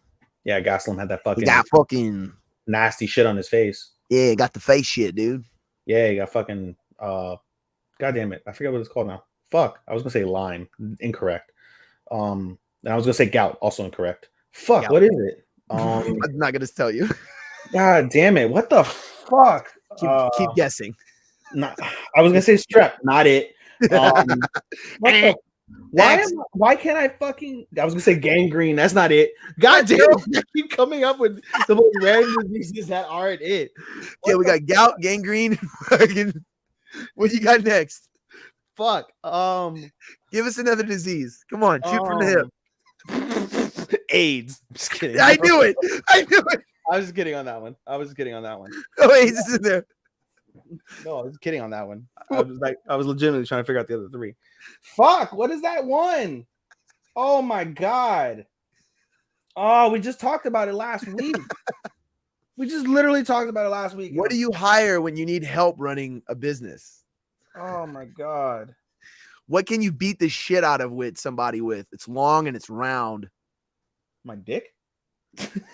Besides that, I said long. Fair point. Fair point. I said long. Come on. I don't remember. Fuck. A staff, you motherfucker. Staff. You run a business with a staff, dude. Oh my God. You said, what do you hire when you need help? An employee. That's an assistant. Well, I mean, obviously, but you can say those other things for staff. Yeah, Know, the staff. that's Thank so you, funny. thank you, Andy. I just fucking Yeah, bro, I give you two big fucking. I know, bro. The sandwich just derailed me today, That bro. sandwich fucked you up. Fuck I'm that sandwich, dude. I'm gonna apologize on the air. Like that sandwich fucked me up. It's not your fault, dude. That sandwich, you had no idea that sandwich was gonna wreck you like that. You know what I mean? Long. I beat somebody with a fucking foot long. Foot long. Who's got the foot long? Straight up. Get out of here. No, but anyway, yeah. So because he fell out because of staff. I mean, Imavov was coming in at a disadvantage already, coming in at 10 pounds underweight. He came in at 194 for a 205. Meanwhile, Strickland was 204. Obviously, Strickland probably rehydrated. He's probably around like 220, 225. You have to imagine around that fight. Imavov did what he could, but Strickland did better in terms of the exchanges. He got gassed himself. He was winging punches early in the first round, trying to get him out. It was what it was. At the end of the day, Strickland, for the most part, everybody can agree, he is a points fighter. He will kind of go for it, but he's just busy trying to make damage. You know what I mean? And that's fine and dandy. He did damage Imavov to a certain extent, but it just wasn't all that exciting. Neither fighter really felt like they were in danger. Strickland certainly was never really in danger. Imavov, to his credit, stayed out of a lot of danger. He got hit with some shots, you know, but the press conference was more exciting than the fight. Agreed. I'll say Agreed. I'll say it. So, I mean, in terms of what's next for Strickland, it doesn't really do a hell of a lot for him, truth be told. Yeah. Strickland does nothing for him. 7. It really does nothing for him. It actually hurts him. It actually hurts him in a weird way, but it does. Yeah, I mean, Gastelum was 13, so that was just going to be a fight just for entertainment's sake, not really in terms of a ranking thing, unless Gastelum managed to beat Strickland. I mean, again, same thing. I went over this last week when we previewed the card. Acosta, nobody knows. Put him against Blonde Brunson, maybe. Okay. Maybe. Delitse would be a good fight. Oh, Delitse would be a banger. Yeah, him and Delitse 7 and 8, so that would make a lot of sense given the implications. Duplessis, if you want to give Duplessis, a shot to fucking go up, put him against fucking Strickland, that would be interesting. At the same time, I'm almost like, no, you know what? These young guys are exciting and deserve to fight each other. And if Strickland's just going to play this fucking points game to try to get to the title and then just try to talk clearly he's like, okay, I could just talk my way into a title fight. You know what I mean? I can coast these fights and fucking just win what I need to win. And it's like to hear how the guy is in the gym and then to see him fight like that, you're like, well, all right, who's pulling who? You know what I mean? Like who's being a part of the fucking thing now? Or Chris Curtis has got to be the lead of that gym. He was in his corner giving him advice. I mean, oh yeah, Chris Curtis is the man. Curtis is the man. All right, enough UFC talk. There's plenty enough UFC to go around. However, you want to preview the card? We'll get to that. I want to run UFC. We might preview the card, go with Francis, and then close with the trivia. Well, if you looked at the notes in the news, you'd see we already have it lined up a different way. But we could get to the predictions because we're gonna jump back into if you look, see, we're gonna go to Bo Nickel and it's gonna fucking transition back into UFC 285. Anything about Bo Nickel? Yeah, I know because Bo Nickel's like 4th on the fucking news. Yeah. But it fucking makes if you read the notes of the news before. All right, don't get me started. Let's get into the news. Big news this week. Huge news this week. Biggest news this week. Biggest news of last year and this year so far. Francis is fucking free. Yeah. Francis is free. Francis is no longer a part of the UFC. Free at last. God Almighty, I'm free at last. And he's not bound to the UFC matching his contract. This was cleared up. There's no matching rights. He is done with the UFC free and clear to sign with any other organization, boxing promotion, MMA promotion in the world. Yeah. So that's that. Wait, so we've said it on the show. You had mentioned if Francis leaves, it's the biggest bungle in UFC history. Well, but I haven't mentioned it once. If you go back, I'm sure you can probably hear us both mentioning it on this show several times because this has been going on for 2+ fucking years. Yeah, I don't know if we ever even did a show that had a fight with him on it. That's how fucking long this has been happening. No, we have. Well, okay, maybe one, but Ngannou has been in contract dispute for so fucking long. A lot of people didn't even know this. His contract actually became free in early last year, he became eligible as a free agent. Yeah, after Didn't talk to one other organization in the world out of respect for the UFC. Yeah, out of respect for Mick Maynard and the negotiations that they were having. Yeah. He didn't ask for more money one time, not one time. Yep. Every time he asked for a demand, it was either sponsorship rights, it was fighter insurance, it was the ability to box. It was these. There was three one things. he mentioned. There was one they mentioned that to me it says so much about the UFC in a negative light. Is fighter representation on the board. That was the fourth thing that that was the last thing that he had wanted. But that to me, above all else, I feel is something that was certainly obtainable given the UFC's position. Certainly, if you wanted to make it more legitimate, where you have like, because in pro sports you always have the Players Association, right? There's always multiple representatives, and there's always a president of the association. The president is normally the one who deals with a lot of the with the business owners, with the commissioner, things of that nature. So you're telling me out of the 500 guys that you have on the contract on the roster that there's not someone that Dana White gets along with that can also be fair and representative of the fighters, and to have a legitimate opinion in terms of the direction of the company in which the fighters, who are the entire company themselves, they don't want that. I know they don't really, and that's so insane that you don't want. They didn't even entertain the possibility of that, which is certainly viable. Certainly the first steps to getting everything else, the healthcare, the pensions, the fighter sponsorships in some capacity. All those other things, to me, I laughed because they should get, but they don't. And we know that that's not coming down the pipeline anytime soon, because that's just the way the UFC is. And it's sad, but that's why I chuckled, because I'm like, oh, those are ridiculous. He's just shooting out of the fucking left field. But the fighter on the board to me was just so like, wow, I never even thought about that. And I was like, wow, that makes a whole lot of sense in terms of progression of fighter rights and fighter benefits for the company. You know, at the end of the day, as we talked about so many times, like, these guys are putting their fucking lives on the line all the time. The very fucking least you can do is let them have even the tiniest of fucking input in terms of the direction of the company in which they work for. And it's just so fucking insane to me that they're just like, nope. They probably laughed at that one the hardest. Well, and I mean, honestly, you don't hear like a lot of you know, that you don't hear a lot of other organizations or a lot of other fighters asking this for organizations. UFC has clearly made it set, and we've heard it time and time again, guys retiring, guys getting out of there, just whatever, guys coming on and telling about after the fact. Like, there's just doesn't seem like there's a lot of channels for open communication for anything like that.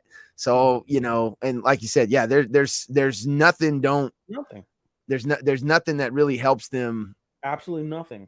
You know what I mean? So it's like, yeah, I don't know why, other than this is the main, I do know why. The main reason is because of Conor McGregor. They saw the power that Conor McGregor had, how he had the ability to make his own brand and win out. They don't ever want that happening again. And Francis has been the closest thing to that happening. You know, people could say it's Izzy or whatever. It's like, dude, Izzy's a company guy. Izzy's never gone against the UFC. He's never once. He's always, you know, he's definitely not the highest paid guy or whatever. Conor got his cheddar because he was a ruthless businessman with the UFC, like the UFC is to everybody else. Yep. So, and he worked with them too, but don't get it wrong. I mean, Conor figured out, I've got power, and you guys are going to. I mean, no one else had done that. Came in at the perfect time because they lost two of their biggest fucking brand ambassadors and two of the guys that mean the world to the UFC, and that was Anderson Silva and George St. Pierre. Once they lost those guys, they lost so much fucking power. Well, they lost so much like Star and Brock. Brock. It was post Brock. That had a lot to do with it. First post Brock. Second, they lost what's it called? GSP. He retired. Then Silva went on his decline, eventually retired. Those three guys, they lost so much star power. It came in a guy like Conor McGregor who had the sport had never took seen it to the next level. That's beyond. He was able to maintain the starship status in the UFC, but no one had ever done the Tonight Show. You know what I mean? No. Like no one had ever done No. these numbers and these pulls that he was got doing. to do So. this brash talk, which Ngannou hasn't either, to be fair, but that was the reason why the UFC is scared of this is because Ngannou is the whole thing with Tyson Fury, all that. I guarantee you, Dana White's over there thinking the whole time, just having PTSD fucking flashbacks of fucking Mayweather McGregor. You know what I mean? Like he's just thinking to himself, he's like, we're gonna get fucking embarrassed again. I'm not trying to do this. You know what I mean? And if I let him fight, I'm gonna have to let everybody fight. You know what I mean? And so it's like one of those things where I'm not saying he's right. That's what he's thinking. That's his fucking logic. You know what I mean? It's a fair logic. I don't think it is. I think it's we'll get on later, but it's one of the reasons why the UFC, if not headed by someone else in the next 5 years, dude, they'll run themselves into fucking mediocrity. You know, maybe they won't run themselves out of business, but they're running themselves into mediocrity faster than any other fucking company on the planet right now. No, I mean, you haven't seen WWE clearly. I haven't. You're right. Fair. Okay. In MMA, they're running straight into mediocrity these days by putting too many fights on, by signing too many fighters who don't deserve to be in the UFC, by pushing too many guys who don't have the fucking skill and the talent to compete with the top of the division, aka Patty fucking Pimlet, aka just pick. There's a ton of guys. You know what I mean? There's a ton of them that they've been pushing from the Dana White Contender Series. Sean O'Malley might be the most successful. He's got the skills, but I could go off on that too. Why if you believe the main story of the UFC and what they're promoting and what the MMA media has been promoting, Sean O'Malley is this fucking top tier fighter guy. If you go back and watch his fights and look at his record, you'll find a different story. And it's the same with a lot of these guys. You know what I mean? But that's why it's just like, it's oversaturation.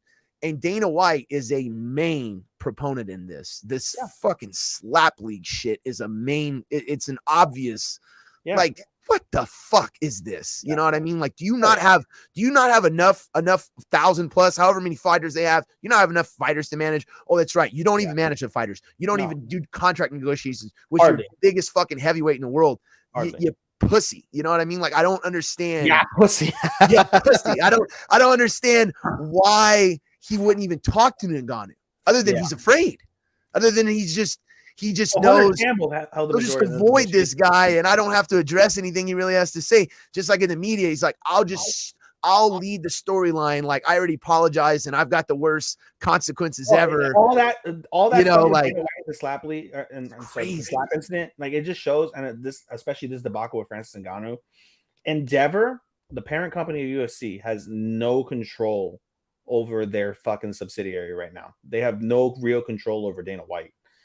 They're letting them do whatever they want because they're still raking in the dollars. But it'll be a reckoning when they don't make as many dollars, you know. And you know what they're doing when they're not making as much dollars? They jack up the price on pay-per-view. They jack up the price on the live events, and that's how they make that money. And then they get into debt like crazy, and then they don't have their, you know, they don't have it, or they have a built-in excuse of why they don't have to pay these fighters as much money as they're worth. You know, they don't have investors. Well, one has investors. Yeah, I know. UFC doesn't have investors. UFC doesn't have investors. No, apparently, apparently UFC doesn't have investors. They just have debt. So all their investors are calling back for their money. So. Yeah, and I say that, I think I talked about this last week, but, you know, one has got to play that card very carefully, because if they're not careful, they'll find themselves in a similar position in 10 years. You know, if they're successful here in the US, that is. The way Pride was. Yeah. Well, not just that. Well, that was another problem as well. But yeah, it does kind of all go down to fucking debt. Yakuza. Gambling, debt, you know, all the same. Yeah. And overall, you know, I want to say this too. The UFC, and I think it's becoming very clear. It's very clear that their shtick of we have the best guys everywhere all the time just doesn't fly anymore. It just doesn't. They don't have the fucking best roster. They don't have every guy who's going to be every guy from another org. I disagree on the best roster. No, I mean, they just don't. No one has the best roster. That's the other thing too, is there's so many organizations now. There is no more best roster. These rankings are bullshit. Like all these little fucking things. All these companies put out their own rankings. They all do their own little thing. The only one you can kind of rely on is MMA Junkie, and even that's kind of fucking, you know, Fagazi these days. there's so much MMA out there, and there's so much content out there that you can get a UFC level entertainment on a lot of different cards. Straight up. Okay, that's fair. Straight up. Like we talked about, you don't have to even know the backstory on them. You know what I mean? Yeah, like we talked about in the chat, at the end of the day, the most renowned fighters and the fighters with the most tools in many aspects, like the top tier fighters with the most tools, are still in the UFC. I just couldn't disagree more. I understand your point because you want to fucking push one. Yeah, you're a one. It's not about pushing one. That's not my point. Then you miss my point completely. My point isn't about pushing one. It has nothing to do with one. It has the fact that I'm not a mark for the UFC's fucking line of have the best fighters and the best guys are here. It doesn't make sense to me because numbers wise, just with the amount of the best quality is just with the amount of fighters there are in the world, it's mathematically impossible to make such a claim. And it's also mathematically impossible to back that up. I mean, how could you sit there and simply say against all the other fighters, all the other or the organizations in the world, most of these guys you haven't even heard of, most casual fans, most hardcores haven't even heard of them. How in the world can you possibly sit there and say, when you have a guy, Alex Pereira, who comes in, another organization, dominates in the UFC, dominates your fucking champ. You brought him in. 4 fights in the UFC. That's nothing. 4 fights against almost nobody. Against nobody. Comes in and beats your guy. UFC, Izzy was from another organization at the time. Izzy was from the kickboxing world. He came in and dominated. The UFC is full of examples of what I'm talking about. Guys not being from the UFC coming in and fucking winning matches. It's in the UFC, but it still doesn't mean that just because it's UFC, it's amazing. That's the purpose of the Contender Series. The purpose of it is to find homegrown talent. So I will buy into your thought that their best fighters are guys that have chopped their what's the word I'm looking for? The acronym I'm looking for. Sharp. We'll say just sharpen the sword. We'll say that the UFC is full of guys that have sharpened their sword elsewhere first, right? The Justin Gaethjes, the Mike Chandlers, some of them, even on the lower end. Some of them sharpen their swords in the UFC, and they're having success in other organizations. You know what I mean? That happened. Mighty Mouse, Corey Anderson, Bader. Only 3 guys I can think of. Yeah, it's just because of what you think of. But if you actually looked at it, there's a ton of them. Fucking Vera. I mean, dude, there's just that's why I'm saying. I feel Vera won because the competition was lower there. And won at the time. Yeah, competition was lower for a minute, but obviously it wasn't. And then he got beat. It may have been lower, but that's you taking away from Brandon Vera's skills. Just because he wasn't able to get the matchups that he needed to showcase his skills in the UFC at the end of his career doesn't mean he wasn't a world-class fighter. Clearly, he went on into another organization. All the world-class fighters have fought in the UFC. Not all now, but back in the day. Okay, but he didn't fairly recently. But Brandon Vera didn't reach the height of his success in the UFC. To my point, he didn't reach the height of his success in the UFC. But that's saying that a mid guy to another organization. That's fine. You just kind of made my point. Because a mid guy in the UFC can go to another organization. He wasn't a mid guy. He was a top tier contender. He was not a mid guy. Brandon Vera, I don't think ever fought for the belt. He never fought for the belt in the UFC. Yes, he did. Yes, he did. He fought for the belt one time. He fought fucking what's his name? But he did fight for the belt. He was a title contender. He was not a mid heavyweight guy. Brandon Vera at one time was one of the biggest heavyweight prospects in the UFC. And that's why I say it's like, yeah, in the UFC, he was fighting the best guys, but it's not the point about having the best guys. Anybody can fucking win a matchup. If you put a matchup against anybody, he could fucking win. One of the only guys in the world who you could probably say right now definitively that I would agree that you're like, well, I don't know who beats him. Fucking Khabib. I don't know who beats him. But are there a couple guys who we probably never even heard of who might be able to beat that guy in the world? You're telling me no? I'm saying that's bullshit. There has to be. There absolutely has to be. There's 7 billion people on the planet. You're telling me out of 7 billion, there's nobody who could possibly give that dude trouble? You're bananas. You're bananas. Think about all the different places on the planet. That was the other thing I was kind of like losing my mind about too, because like you guys are like, oh well, it's just impossible. It's like, What the fuck are you talking about? It's impossible. I didn't say it was impossible. Nothing's impossible. I know what I mean? Like, I just subscribe to the best overall talent pool is in the UFC. We need to have that discussion on this podcast, but yeah, but that's the thing too. That's what Angel was saying too. And I said, okay, overall, you can fucking argue overall a bunch of shit. What does overall mean? There is no fucking overall. It's not a team sport. It's a match by match thing. And you guys are trying to make it seem like an organization can define a skill or a merit. And I'm saying it doesn't. It doesn't matter what your organization does. It doesn't matter what company you fought for. Anybody can fucking win a matchup if they have the skills to do it. The thing is, so when like we play this matchup, like when you take, do you have one? Can we get one's roster up and compare that to UFC's, like their top guys compared to their top guys, and see?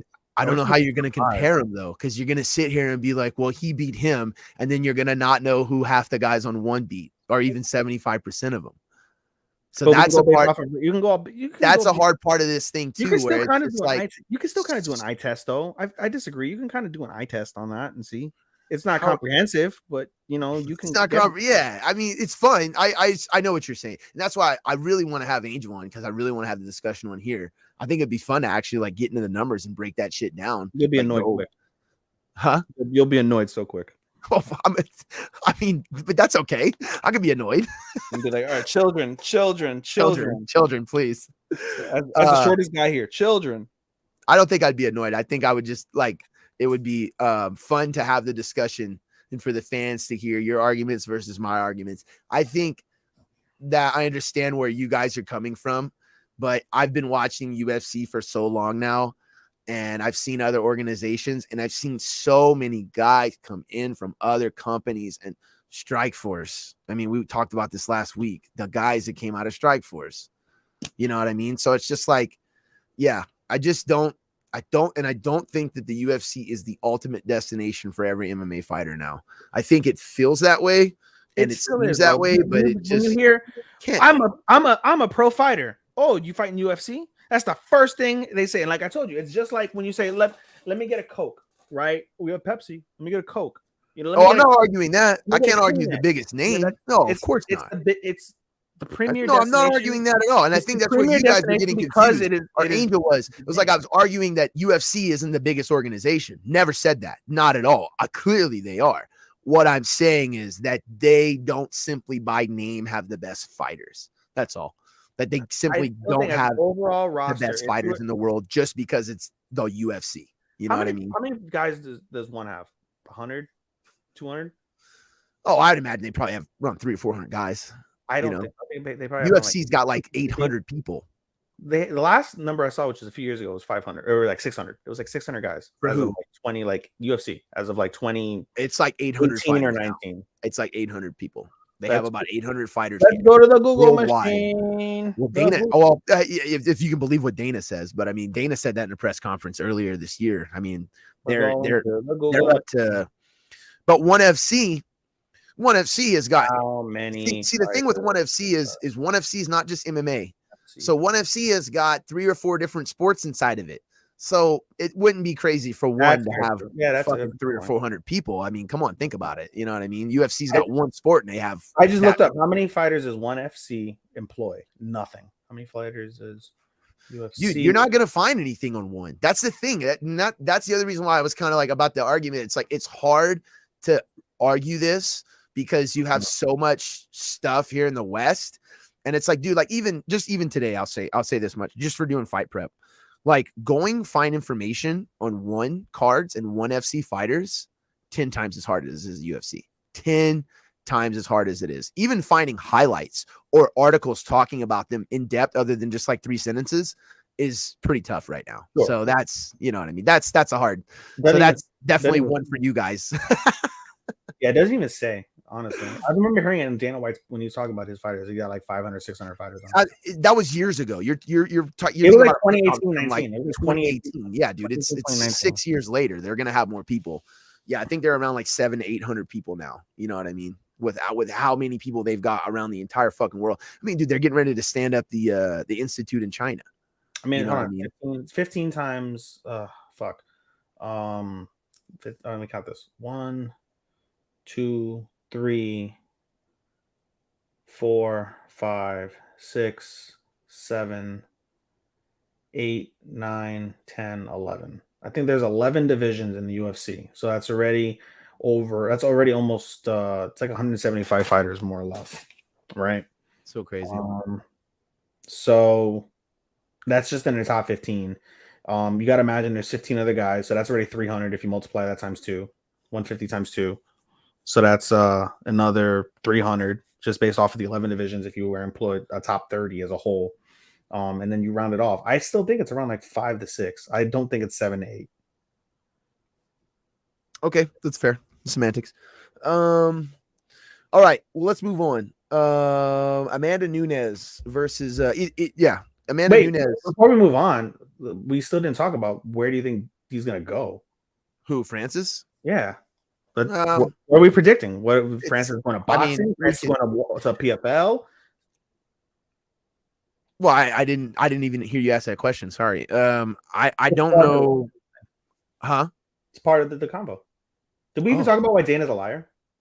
You know, maybe you should do some notes sometimes. You know I'm what I mean? If you want to be part of the combo. Right now. Well, I didn't put anything on there. Where the fuck is Francis going to go? Did I? Dana is a liar. I mean, this is pretty true. Dana is a liar. I mean, that's pretty obvious. Francis, I don't know where Francis goes. And I think that's why maybe I didn't even touch on it yet, because I just think it's too early. I mean, if I were to gun to my head, you know, I would say PFL. But that's just because I feel like because his mom was wearing the shirt. Maybe, and his mom was wearing a shirt, and I feel like his talking points the last couple of days have been Jake Paul's talking points the last couple of years. Yeah, just saying.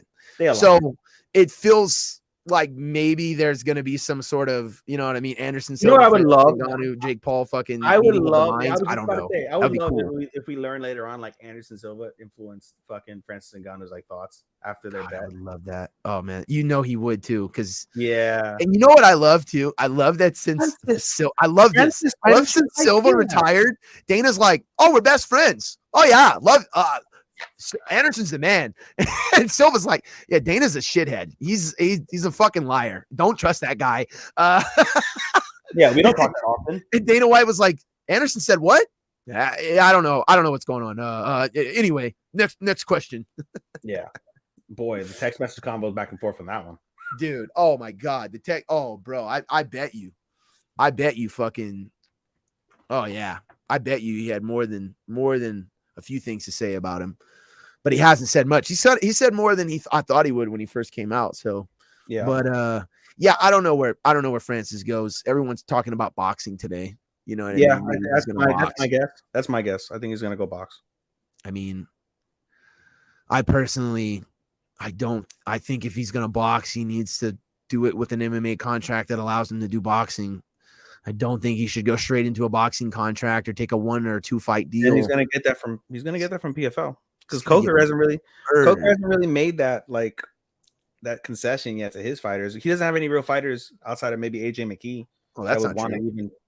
That's not true. Coker, no, that's not true at all. Coker's actually the pioneer of letting guys go do other shit. Coker's been doing that since Strikeforce days. But nobody does. He doesn't have the fucking talent for it. Yeah, they do, bro. Malal Muhammad. I mean, dude, there's a bunch of guys. Yeah. If you're talking about who have done crossover, done wrestling, done boxing. Yeah, pro wrestling is different. I mean, MVP, dude. What are you talking? MVP just went over and he's doing David Hayes over there in England. He did bare knuckle too. That's fair. He did bare knuckle too. Yeah, I retract that. Thank you. Scott Coker is the man for that for sure. I'd love to see Scott Coker in charge of the UFC. By the way, boy, that would fucking love that. How poetic would that be? So many fucking people. How poetic would that be, right? It would be so great. Hey, MMA gods, if you are out there in the real, if you have any justice in you at all, please give us Scott Coker as the fucking UFC. First, we wanted Ryzen to buy out Bellator and become Ryzen USA. No, I hope Ryzen buys out UFC and becomes fucking Ryzen USA, dog. Let's go. Oh, that would be so nice. That's never happening. But in Andy's fantasy world, in Andy's fantasy world. Let me ask you something. Let me ask you Andy's fantasy world question. With Yakuza money, by the way. Let me ask you my question has to do with money.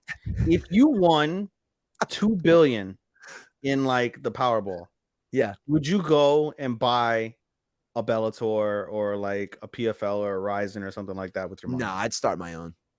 You really? Yeah, I'd start my own thing. I wouldn't. I mean, that would just be, I wouldn't know anything about it, you know? However, what I would do is I would get my passport, and I would buy, like, I would just like, I'd figure it out just how to plane buy, tickets to go with you everywhere? yeah, exactly. I'd figure out how to get, I just figure out how to get like at least 2 or 3 shows in a year. Like, and just like, I just want to be paid for it. I just want to like buy like a bunch of tickets in advance from Ryzen. And then the same thing with plane tickets, and just get like, yeah, we'll fucking get a bunch of we'll buy you, Angel, everybody. We'll all go over there and just do that every fucking year until I'm broke. That's what I would do with that money. No, I asked that question because Dan Raphael from Boxing News, he always talks about if you win the $1 billion Powerball, he'd make all the big fights, the Spencer Crawfords, Davis and Garcia, which, by the way, in Boxing News, Davis and Garcia, they did get the contract official. So more or less, it's going to be on April 15th, and that's going to be a fantastic matchup. Fury and Usyk is another fight that he wanted to make for all the marbles in the heavyweight division in boxing. So he always talks about, he's like, I would make those 3 fights automatically, no problem, bang, with the $1 billion that he has. Yeah, I mean, I could see that. I mean, if I had the ability to do that, yeah. I just don't think it would be very easy. And I think you'd have to, yeah, that sounds like boxing way easier to do that in than UFC. That's fair. Right. Boxing, obviously, clearly. Yeah. I would honestly, I'd probably start a jiu-jitsu promotion or something. You know, I don't think I probably wouldn't even do MMA. You know what I mean? Like, I'd probably do something like that. If I did like striking, I'd probably do kickboxing or Muay Thai. You know what I mean? Like, I would, if that was me, if I had that money. Go buy a Glory? Huh? I said you wouldn't want to go buy a Glory or something? Nah. I would just rather do my own promotion, learn how to do it. Maybe eventually, you know what I mean? If I did my own promotion and I learned how to do it from the ground up and hired people I knew and stuff. Yeah. You know what I mean? But I would want to do it from the ground up. I think it would be cool especially, like I said, like you would do you can make money doing that too. You know what I mean? Smaller tournaments and shit like that. You don't have nearly as much shit to worry about. And I think it would be a cool way. You definitely do some Muay Thai and some Brazilian Jiu-Jitsu tournaments and stuff. Like, I would try to make my own like EBI, I guess. You know what I mean? Like something like that, like my own grappling type of within Jiu-Jitsu. You know what I mean? I think that would be cool. That would be what my passion would probably be towards, if I'm thinking, you know. That was a fun little question. Anyway, it would be cool. It would be cool to like do like a 1 or 2 a year, like just have a promotion where you do a couple fights. But I just think it would be so hard to get guys. Okay, you want Eagle FC? Eagle FC, right? But again, I think it would just be so hard to get guys. You know what I mean? Like, it would be so hard to get guys from these bigger promotions and shit like that. I would rather build my own base. Yeah. And then fucking, you know what I mean? I think you'd your star guy is the guy who wrestled a bear and fucking when he was 8 years old in Dagestan. Got it. There you go. You got it. You figured it out. There we go. Okay. I want to move on to UFC 285. We've got that card's coming up here in a few weekends. Yeah. A big fight just got added to it. 2 big fights actually just got added to. I'll go with the bigger one first. Amanda Nunes versus Marina Aldana just got added to UFC 285. Obviously, title defense for Amanda. So that's very interesting. I think that ought to go good. I don't have a lot to say on it. I just, I think Nunes is going to probably wreck her. But who knows? We'll get a little closer. The other fight, though, I would really like to kind of get more into, and I think is actually kind of bigger for the promotion as far as the UFC is concerned. Bo Nickel is making his actual UFC debut at 285 versus Jamie Pickett, not fights on. And by the way, that kid got hosed, huh? That kid definitely got hosed. Hey, take 3 fights out of your career and put them on Dana White's Contender Series. What the fuck? Right. So, you know what I mean? Like, another Dana looking out for fighters. No one looks out for fighters more than me. Okay, 5K. Good Lord, bro. That presser that he did on that Friday, like, he couldn't have sounded like, I mean, he just was shot for shot. I mean, that's the same thing that happened with Brendan Loughnane, bro. And then Brendan Loughnane fucking is over there PFL. Yeah, but fucking Bo thing. Nickel is one of these guys who's just like, this could be the next wrestling dude. You know what I Yeah. mean? He literally got that lore on him, man. He's got Yeah. the fucking credentials to back it up. Yeah. He's a badass American wrestler. Yeah. NCAA. Brock Um, like. and he rock like. And well, you know what? Rock like, but almost more like Randy Couture like. Yeah. Like controlling, like Yeah. just phenomenal fucking wrestler. Monster. He's fighting Jamie Pickett at 285. Solid opponent too. Yeah. But I think we know if Bo knows if Bo gets his hands on him, you know what I mean? It's fucking over. Yeah. He ain't getting up. It's a challenge a little bit from the striking game. Bo's got a good striking game. But Pickett, that's his primary strength. Not bad at it. So it's definitely going to be the test between whether Pickett can keep Bo standing and manage to expose maybe potential holes, if there are any, inside of Bo's game, versus Bo's wrestling ability and being able to dominate and control on the ground game. You know who's going to be watching this fight, huh? Who? Brother. Khabib? I get you, brother. I cut you, brother. Why? He retired, right? Not Khabib, bro. Kamzat. That is not a Khabib. Come on, dude. That is not Khabib at all. Come on. I smash. No, to me, I smish. That's Kamzat to me. You sounded more like Khabib just now. I smish. No, he says, "Come on, brother. I kill this guy, brother. I kill everybody, brother." I kill everybody. That's the way he speaks. He has a Chechen accent. Khabib has more of that mountain Russian, that daggy. You know what I mean? But yeah, dude, Bo Nickel's making his debut. So guys, that's a huge one. Pay attention. Look out for that one. Because that guy could be a wrecking ball, or he might not. But I think he will be a wrecking ball.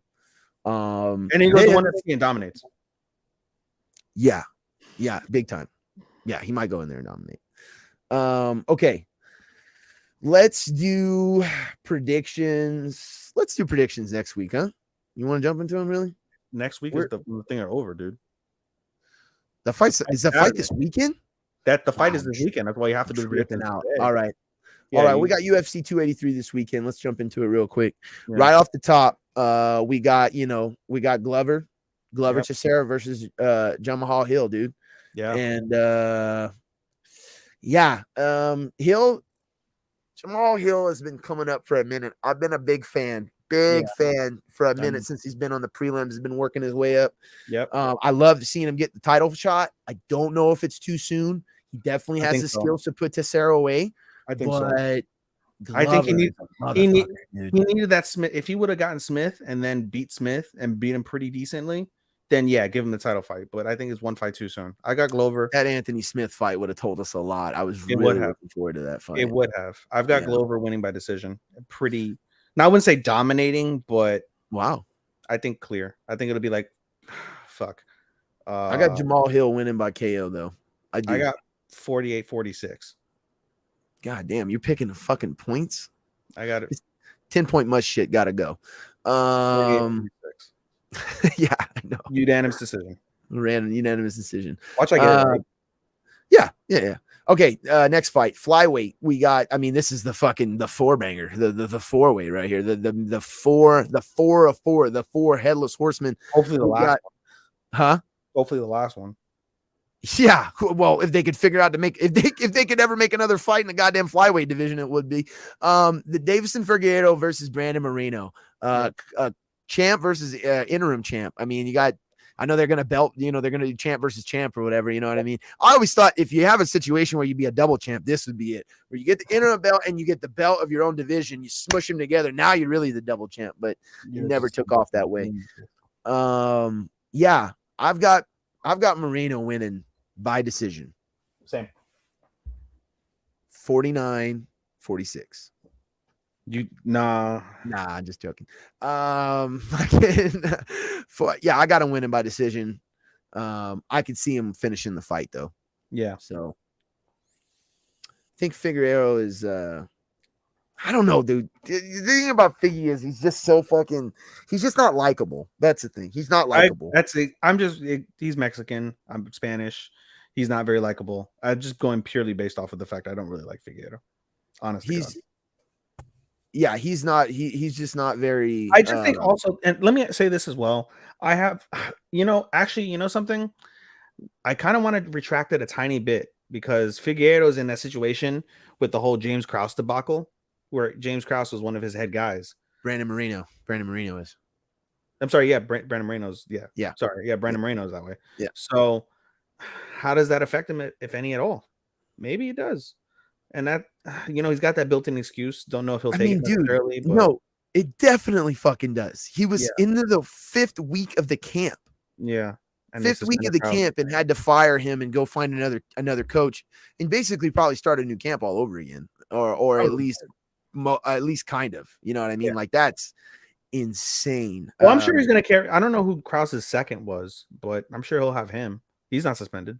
Doesn't matter anymore. Yeah. So, Jeff I mean, Molina, though. the Jeff the Molina stuck it out. He's like, I'm with Krause to the end.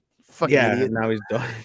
No, but I mean, what I was going to say is before I realized that, he was a Krause fighter, is that I have more faith in Moreno being able to improve his game more than Figueiredo. Figueiredo, I think, has peaked in terms of his abilities. I think he's still a really, really, really, really, really sharp tool in the box. But I think he is what it is. I don't think he shows anything really that really promotes significant growth in each of his fights at this current stage. I think Moreno is still on that upward trend where he's figuring more things out on a more consistent basis. And each fight we see something a little bit different out of him. And I think that would be the biggest, I think, piece of the puzzle in terms of how the story is presented for him to gain victories. How much has he improved since the last fight? And so that's my thought. Well said. All right, moving on. Welterweight. We got a big one. Big Gilbert Burns versus Neil Magny. Yes. Tons of implications all over it. Magny's on a hot streak. Burns Magny's is upset, wanting that shot. But Burns is kind of on a downturn right now. And he is, and so I want to both of these guys. It's funny though, because Neil Magny's kind of been a name in the division longer than Burns has. It's funny that they're kind of meeting at this point, but I love the fight. I don't see Magny overwhelming Dorino, dude. I don't either. And that's how he's been winning these fights. The only way Burns, the only way he has to capitalize on Burns' over aggression, because there's always times in a fight where Burns will always extend himself, looking for that finish, looking for that spectacular 100%, moment. And that's the only way I think Magny for another. Yeah, so that's the only way I think Magny would catch him in that instance. I'm gonna say Burns by decision. I like that. I'm gonna say Burns by TKO. Snort yawn. Like that. All right, moving on. Women's flyweight division. We got one of my favorite fucking women, female fighters, Jessica Andrade versus Lauren Murphy. Again, tons of implications in terms of what this means for the fight. This is big for Murphy. If Murphy can manage to beat Andrade, she sets her up really, really, really lovely for her next title. Can we be honest? We know what's gonna happen here. We know what's about to happen, dude. Andrade's gonna go in there, gonna grab her, and she's gonna toss it on her head, dude. Or she's gonna maul her. I think. I personally, I don't think Lauren Murphy's a good fighter. Lauren Murphy is tenacious, and she's got grit, and she's tough. She can stand in there, take a whooping, keep on coming forward. She's going to be in there to the very end. Andrade's decision. Yeah, I got Andrade winning by a fucking slam TKO. So, or some kind of TKO. Yeah, I think she gets Murphy out of there quickly too. Okay, moving on. Light heavyweight, Paul Craig versus Johnny Walker. I'm going Paul Craig all fucking day. I don't even know why Johnny Walker's on the card. I don't know why he's on the main card, to be honest. So this is my first. It's more for I think it's more for Paul Craig per se. Paul Craig's the bigger name right now, the hotter name, more momentum. I got Paul Craig. TKO. I feel like the UFC goes heavier on Johnny Walker for sure, promotion wise. They don't promote nothing from Paul Craig. Yeah, but I think they want to start pushing. If you want to start pushing a new guy with potential, Paul Craig is definitely a premier candidate for that. Yeah. Johnny Walker is known for his outlandish behavior, which is great in terms of entertainment, but he's not known for his fighting. Yeah. No, Paul Craig, TKO second round. You know who Johnny Walker reminds me of? Like an early fucking Michel Pereira, but except for Pereira, is so good and has blossomed. He's butterflied in these last couple years of his career. Where is Pereira? This monster. Where is he? He just won. When? He just won his last fight against I can't remember. Yeah, but when was that? I don't even remember. It was this last year. I can't remember. I mean, I don't know. He's on his card. It's been a while. I can't wait look to it see up. Okay, let's move on to the prelim card real quick because we need to get out of here. I got trivia with you, brother. We got trivia, dog. Angel brought this up on the chat, and I agree. I just don't understand why the fuck this guy is leading the prelim cards here. And I know everyone's going, well, it's a different card because it's on ESPN Plus and it's free card, and he gets to lead the free card. You know how many people watch prelims, guys? It's on ABC. Nobody fucking watches prelims. Dude, nobody. It's on ABC. So he's getting premier national coverage for what little that's worth. Isn't this fight on at fucking o'clock in the or whatever? Isn't this next week? That's the week after. Oh, okay, never mind. That's the week after. I don't care, dude. I just there's something with me that just. I agree with you. I agree. This should have been the opening fight of the main card, not Johnny Walker and Paul Craig.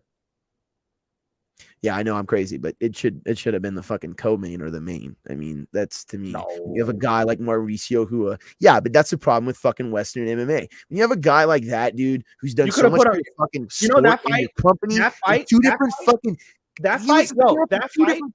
organizations in the hardest time to fucking do it, dude. That fight should have been the main event of the fight we just saw this week. That should have been. And it's a good fight. I don't know if I like it for Rua. I don't know. It's sad to see how the UFC treats fucking people like that. Yeah. I hope he goes to another organization that honors him in some kind of way. I mean, can you imagine being Jose Aldo and doing everything you did and fucking fighting Davishvili as your last fucking fight? Like, dude. Anyway. I got Rua. I got Rua. Yeah, by knockout. And I don't really, I mean, the rest of these fights, whatever. I agree. Okay. So that's UFC. That's what's going on this weekend. Teixeira versus Hill. Gonna take place Saturday. It's in Brazil. So I don't think that changes anything as far as times. No. But it is not in Vegas. So actually it will. So that means no. They should still do it at 7, right? Yeah, Brazil time is pretty close to, I think, Central Time. It is Central Time. Brazil's in Central Time, Yeah, so. Well, Rio is. I don't think all of Brazil is in Central Time, but I think Rio is. Rio is. So, it's not going to change much. Okay, cool. And yeah, dude, I think that we do have a huge announcement. One more thing before we get on to it's not it's pretty official, but not quite official. It's not quite official as far as this is what the announcement is. We are making plans and have been making plans for the last week or so and have full intentions of myself, Ethan, and a few other friends of ours. Angel's a friend. You haven't met him on the podcast yet, but he'll probably be on eventually. We're going to go to the ONE debut in Colorado on May 6th. So that's the plan right now. We're going to convoy out there. We're getting tickets, and we're going to fucking watch the ONE debut in the US of fucking A. And I'm getting pimps just thinking about it. It's fucking so cool. Angel and I will be drunk. You will be high. Fuck. It will be fun. Oh, you're gonna be high too. Angel. Angel can't, but yeah, we'll be in Colorado. We'll be in the Mile High City, dog. I'll smoke a little bit. I'll smoke a little bit. Yeah, you'll take an edible or so. And I really want to find us some drinks. I know they're gonna have some drinks there. They just legalized mushrooms too. They decriminalized. I thought it was Oregon that did that, not Colorado. I think Oregon did it too, but Denver was one of the first ones, I believe. Well, because they're going for medical use. I think I'm not doing shrooms yet, but yeah. Yet. I like how you said yet. I'm a raver. Of course, shrooms are everywhere around me because I'm a raver. But I was gonna say your EDM. You've never tried any of your EDM things or something? No, I never have, bro. I'm always around people that always fucking rolling tits. Good for them, bro. Like, good for them. Yeah. It's never been something that's been on my to-do list to just be fucking tripping balls in the middle of the show. We're not going to a rave, or we're not going to trip balls. We are going to watch this. I could say this, and I don't think you could disagree with me. I don't think even Angel could disagree with me, and he can disagree with me about anything. Like we could, I'm pretty sure we will be attending the largest like debut of an MMA organization inside of North America, possibly ever since One. You know what I mean? And honestly, it's bigger than One because One, the MMA world as a whole was just so much smaller back then. It was a bigger deal in the world of MMA. This will be the if we attend, this will be the second largest event that I've ever been to. I can't call it the largest because I went to UFC 205. No. I was live. You didn't hear me. You didn't hear me. I didn't say the largest. I said the largest, most important debut of an MMA organization in North America. Yeah. We will Yeah. That's fair. We will be unequivocally. We will be there for that. Yeah. Imagine the amount of people that might be there for that too, like the other fighters that might go, like to. Well, it's not in the Pepsi Center, which is the Denver's basketball stadium. It's right outside. So it's in Broomfield, which it's over there towards the west part of Denver, which is like the industrial. It's where the Core Center is, where the Core Stadium is. It's where all that stuff is on that stretch of 70 out there. So yeah. So anyway, so we're going in May, and that's going to be fun. And we're going to do a live podcast. We will pack our mics and all that shit. We're going to do a podcast there. Do a podcast together. We're going to do content. We're going to film. I'm going to film my drive over there. We're going to film it while we're there. We're going to do some breakdowns. We're not probably going to do a lot of. Not very exciting. We can't, huh? It's not going to be very exciting. They'll just watch me fly there. No, but you could do vlogging, so we could kind of, I don't know. It's up to you. You totally can do whatever you want. I'm bringing my GoPro and I'm going to be recording a lot. So I want to bang the hooker in Denver. Clap, clap, clap, clap, clap. Yeah. I mean, that's what you would bring your GoPro for. I bet that's, you put it right there. You wouldn't even say anything. You'd be like, hey, after it's a hard don't mind. Would you mind signing this release form? I'm going to put you on the internet. I don't know if you mind. Oh, I have 3 videos on Pornhub. Perfect. Oh, yeah. Here's my. Yeah.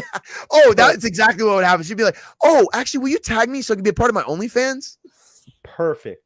But then I have to get a ski mask. Let's wrap this thing up, dude. We got some time into it. Ah, man. I got to do push-ups too, because you're probably going to get a lot of these. I'm not going to do 10 push-ups. I'm doing 5 push-ups. All right, so we're going back to trivia. We're going to do another round of trivia. You got trivia for me this week? Is that what we're doing? Yes, I do. Okay. We're doing 5 questions. We're doing what? We're doing 5 questions. How many questions we did last time? 5 or 6? I think we did about 5. Yeah, you can do 5 questions. That's fine. We did 6 questions, I think. Yeah, dude. All right. So for everyone that you get right, I'll do 5 push-ups. For everyone that you get wrong, you want to do just the 2 push-ups like we did last time? Yeah, that's fine. Okay. Just hoping you get them all wrong. Doubt it. So wait, for every push-up, for everyone I get wrong, I got to do how many? 5. Okay. No, 2. You got to do 2. Okay, 2. Okay. You got to do 5. I got next to the podcast. I was like, you want to put? I can't push it. We're almost done. Make sure you're talking to the mic. You're a little in front of it. No, I'm texting my other podcast host because he's like, oh, okay, gotcha. Sorry, so we ran long because of my fucking sandwich that I'll talk about. Okay. Cover 2 events. Where is it? Here it is. 1. Okay. Boom. And I got the answers here. All right. Question number 1. Hey, can you lower it a tiny bit? Yes, sir. Question number 1. Which Canadian fighter had the first knockout victory in Pride? Oh, same rules, by the way. If you get one right, I'll give you multiple choice. If you get it wrong, no multiple choice. So this one's first off, no multiple choice. Can you repeat the question, please? Which Canadian fighter had the first knockout victory in Pride? Oh, man. I don't fucking know. I'm trying to think right now. I'm like, Canadian MMA. I'm sorry. Sorry, Canada. Not my fault you didn't put more than 3 guys on the board in the last 25 years. I'm trying to fucking think right now. I know it ain't GSP, clearly. Man. I got to take a shot here. I mean, you do. A Canadian fighter who was in Pride. There's so many fighters from Canada that I don't know they're from Canada. That's the fucking problem too.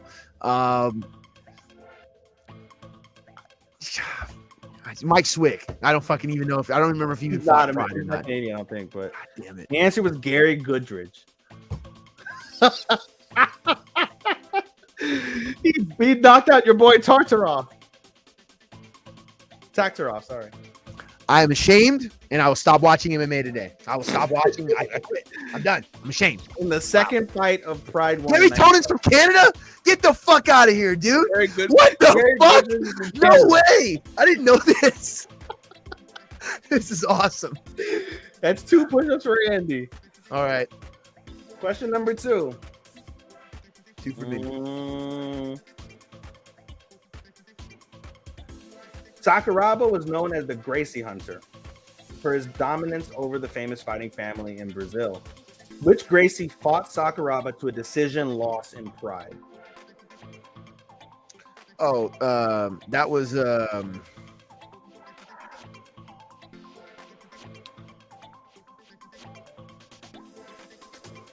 decision loss in Pride. I believe that was. God dang! I see his face. I could hear him talking.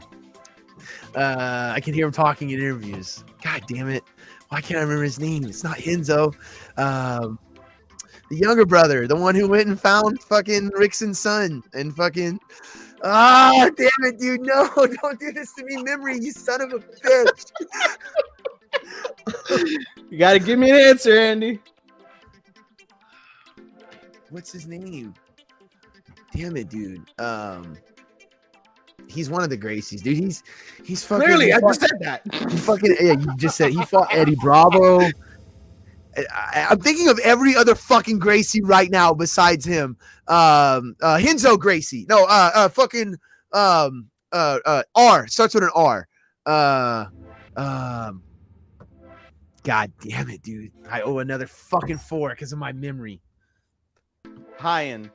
Hyen Gracie. Oh, fuck. You're right. It was Hyen. See, I was thinking it was the younger brother the whole time. What's his face? Yeah. Who's the other brother? Who am I been thinking about the whole time? The guy who fought Eddie Bravo. Hoyler. Yeah. Hyen Gracie. That's 4 push-ups. Hyen Gracie. That's 4 push-ups. Wow. That's 2 4 pride questions you murdered me on. I'll give you a softball because I'm killing you here. Don't give me no softballs. Hey, No? do I get Okay. a multiple choice if I get one right? No, I was gonna give you multiple choice because you still haven't gotten one right. I was gonna give you an easy question you probably would know. Okay. Keep coming. Let's go. All right, here's the softball. Which Pride fighter had the longest reign as champion? Oh my god, dude. These are questions that are pissing me the fuck off because I'm not. These are questions that I need to be knowing. And I'm fucking. You talk so much about Pride. I talk so much about Pride, and I'm like, oh, Mr. Pride. Who was the longest reigning champion of Pride? Well, I can only think of 2 guys. It would either have to be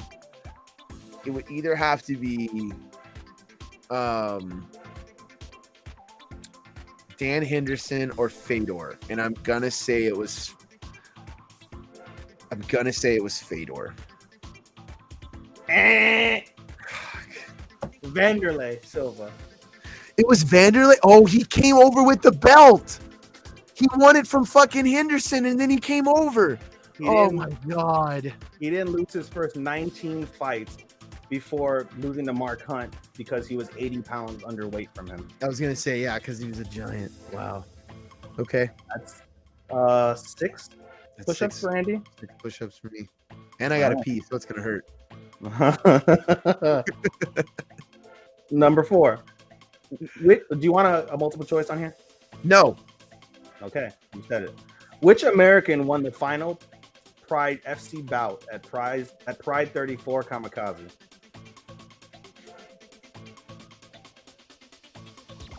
Nick Diaz. Jeff Monson. You fucking asshole. You fucking dick. You fucking railroaded me so hard on this. You gave me the hardest fucking questions possible. You said pick a good side. Pick a good Give me the side. last one, you dick. Which Brazilian won the middleweight tournament at Pride Final Conflict 2005? Minotauro Nogueira. The guy we talked about 10 minutes ago, Shogun Rua. You fucking struck out. You went 0 for 5. No, 0 for 5 on I'm not gonna fucking let you go. questions from knowledge from over 20 fucking years ago. You're asking me shit almost. You Clearly, thought almost right. Here, 20 fucking years. I'm gonna I give asked you questions. I asked you one fucking question from the old days. No, because Like- you know I'm not versed in the old days, and you talk so much about pride. I said we'll do pride. Okay, pick a good site. Okay, 2 in where you failed. You want a multiple choice? No. You did it to Well, yourself. that's the easy way out. Yeah, I'm not gonna take the easy way out, but fuck, Hey, dude. you're supposed to have just no pride. No pride. Thank you. I don't want to let you go out like that. I'm gonna give you a softball, See, and I'm gonna fucking give you a multiple choice on this. Okay? how many did you get right last week? 2. No, 4. We did 10 questions, I think. Yeah, we did do 10 questions. Oh, that's right. I Okay, went 4 and 6. Let's keep on going then. All right, keep let's on go. going. Come on, give me a Keep on few going. more. Give me a Alright. chance to get back. Yeah, come on. This can't be my end. This can't be the end here. All right, I'm gonna give you one. I'm gonna give it to you multiple choice. Let me find it here. Okay, this is question number 4 on here.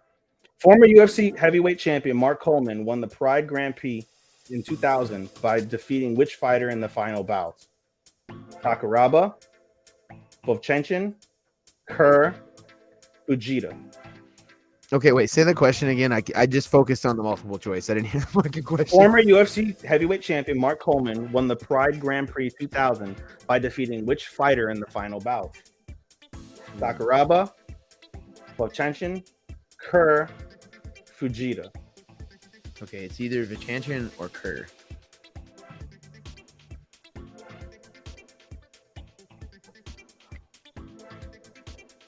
Both were fighting around that time. Vovchanchyn was a motherfucker. Vovchanchyn. Just gonna say Vovchanchyn. I don't know. Ding, ding, ding, ding, ding, ding. Boom! I was Got it. Yes. You got All right. Fuck yeah, you owe me 1. Yes. I owe you 5. There we go. 5. Yeah, you owe me 5. That's right. All right. Here's the next Damn, question. you caught up quick. UFC middleweight champion Anderson the Spider Silva had a rather pedestrian 3-2 record in Pride. Which fighter submitted Silva with a highlight reel flying scissor heel hook at Pride Shockwave 2004? Oh my god. Anderson Silva.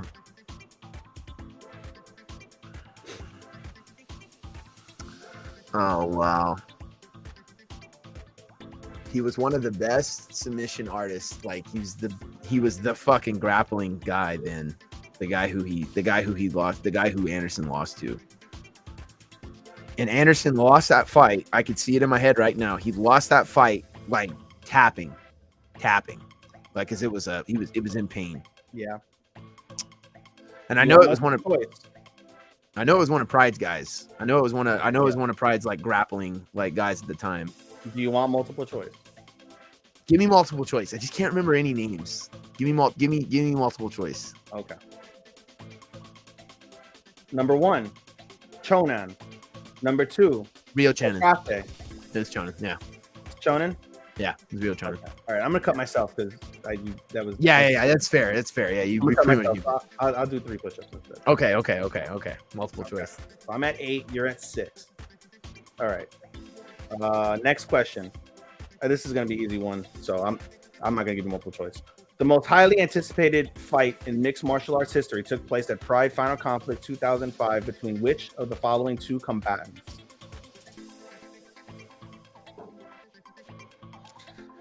The show in 2006, the last one.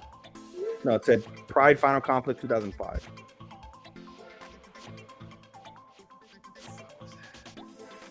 Is that Silva and Henderson? Incorrect. Fedor and Krokop. Fedor and Krokop. Oh fuck, I wouldn't remember that. So we're at 8 and 8. You bastard. You're like, I'm not giving you multiple choice. This is the easy one. I mean, there's that one. There's one more easy one, and then one. Give it to me. It doesn't matter. Just go. Just Right. give it to me. No more The multiple biggest choice. weight disparity in Pride history was in Pride 3 between Takase and Yarborough. What was the weight difference between them?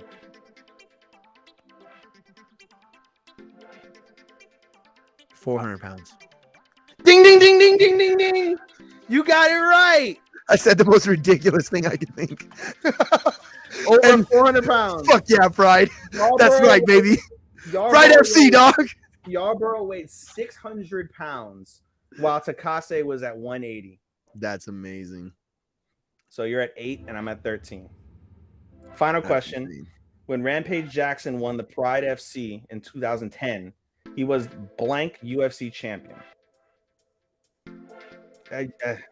This is a weird one, the way they did it. I don't get it. Say that again. I'll repeat it again. When Rampage Jackson won Pride FC in 2010, he was the blank UFC champion. It's a number, by the way. I don't know why. Oh, I understand why. So they wait. Why don't you ask me another question? That's so That's weird. it. That's the final question. Oh, okay. There's only 10 questions on this. So that's a toss. That's fine. So I'm at 13 push-ups. You're at 8. But wait, what? Well, hold on. So the question is, what title did Rampage have when he won Pride? It's a number, which is weird. So You're saying what number of the event it was when he won? No. So when Rampage Jackson won the Pride FC in 2010, he was the blank UFC champion. It doesn't make sense. So the answer is 13, and they base it based off of the champions. What a fucking terrible question. That site sucks. What a terrible fucking question. You know what I think it is? I think it probably meant to be in reverse. It probably when Rampage Jackson won the UFC title in 2010, he was the blank, probably Pride champion. So they go. He was the Pride middleweight champion. No. It goes based off of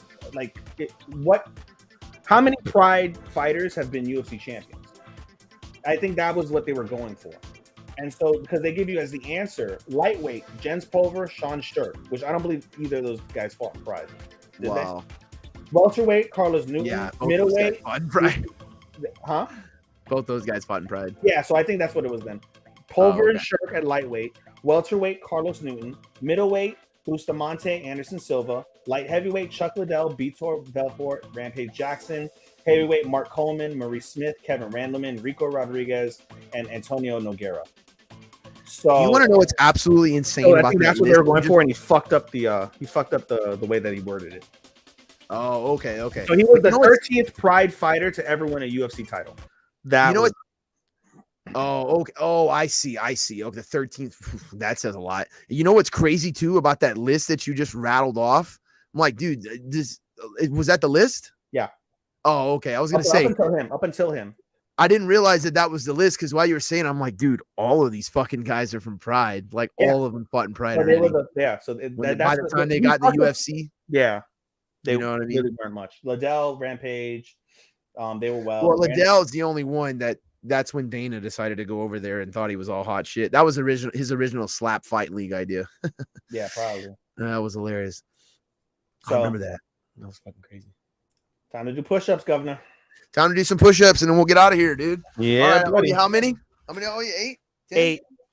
8. I eat 13. Here we go. 1, 2, 3, 4, 5, 6, 7, 8. All right. 10, 11, 12, Dog. 13. I'm out. Oh, shit. Got a dirty floor. I know. I can't. My camera won't even go down like that. So I've got this desk. It blocks it. I get it. But yeah. All right. Well, that was A hell of a show. That was a hell of a show. Thanks for your sandwich. Yeah, thanks for fucking up your sandwich. Oh man. Well, look. UFC. There's a lot going on this year. This next year, like we talked about in the last episode, there's a lot. UFC is going on. Francis is free. PFL is coming out the woodworks. One is coming out the woodworks. Bellator's getting sold. I mean, it is a fucking wild west that we've started this year off with so far, as far as storylines and fucking contenders and who's next and what's and UFC erasing heavyweight champions. Anything else you want to say, buddy? You got anything else? Any other points before we get out of here? No, that's it, bro. Let's give the plugs out. Shout out to Sean at W2M Network for hosting us. Shout out to you again, as always, my favorite co-host. You can follow us on Facebook at the MMA for Marks page, MMA number 4 Marks. You can follow Andy on there as well on his social media. You can follow our page. We're very active on there. If you join our page, let us know you heard us from the podcast. We'll definitely fucking shout you out. We'll appreciate you. We'll fucking talk to you always. Excuse me. Heck yeah. Take my breath. Yeah, I appreciate it, guys.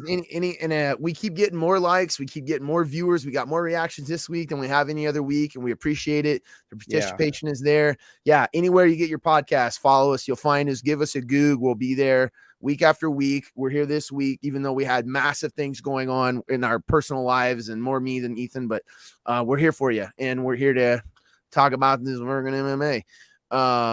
In combat sports as a whole, because it's just constantly always evolving. And I think as this show goes on, we will be covering one and some of these other organizations a lot more. You know, I feel like so. I think that's the way we need to go. So a bit of news that you're not seeing, Andy, because this is in my Keki chat.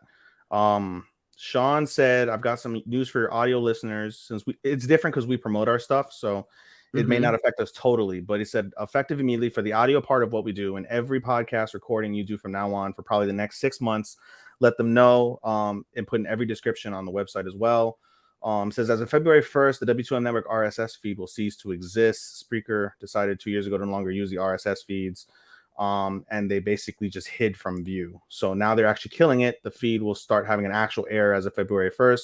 So anyone who only subscribed through the W2M Network feed won't know what happened and may think we've stopped producing content. So basically, long story short, whether it's our page, whether it's Talk for Kiki, whether it's Mark Radulich, or any of the other podcasts that W2M hosts, you have to manually search them out and subscribe to them, whether that would be through any of our channels, Twitch, YouTube, Apple, Spotify, iHeart, wherever you listen or consume any of the products on W2M Network. Search for us. So, for example, if you're on Apple, make sure you search for MMA #4 Marks. So you find us there. Subscribe. Talk to Keki. Subscribe. Radulich. Subscribe. Whatever you listen to, make sure you manually search us out and subscribe so you don't miss out on any content that W2M produces from any of our sites. So just as a heads up, that just came out. I'll forward that to you, Andy, so you can read that. Anyway, the rest of the plugs, you can follow me on Twitter, SHOSTOPPA24. That's Showstopper24. You can follow me on my podcast Instagram at podcast.senpai. You can, on any of those, what's it called? On any of my channels, on whether it's Twitter or on podcast, you can basically, what's it called? God damn it, I'm freezing up now. Because you're wrapping me up. Go. Follow you up. We can follow you up. Sorry. You're wrapping me up. You follow can there's a link tree, and you can follow the link tree. You can follow any of our personal endeavors, Andy and myself, or any of my personal endeavors with the podcast. Again, if you're watching live, for the one viewer that's watching live, I'm taking like a 2-minute break, and I'm going into a Talk to Kiki episode, so that'll be fucking great. I see 1 million viewers on here. I don't know what you're talking about. Probably. But in any case, that's really about it, Andy. There's a bit of a disconjointed fucking ending from that side. Disconjointed beginning because of my fucking sandwich. But as always, we want to follow up before we go. Yeah, dog. All right, guys. Good one. See you next week. Matane!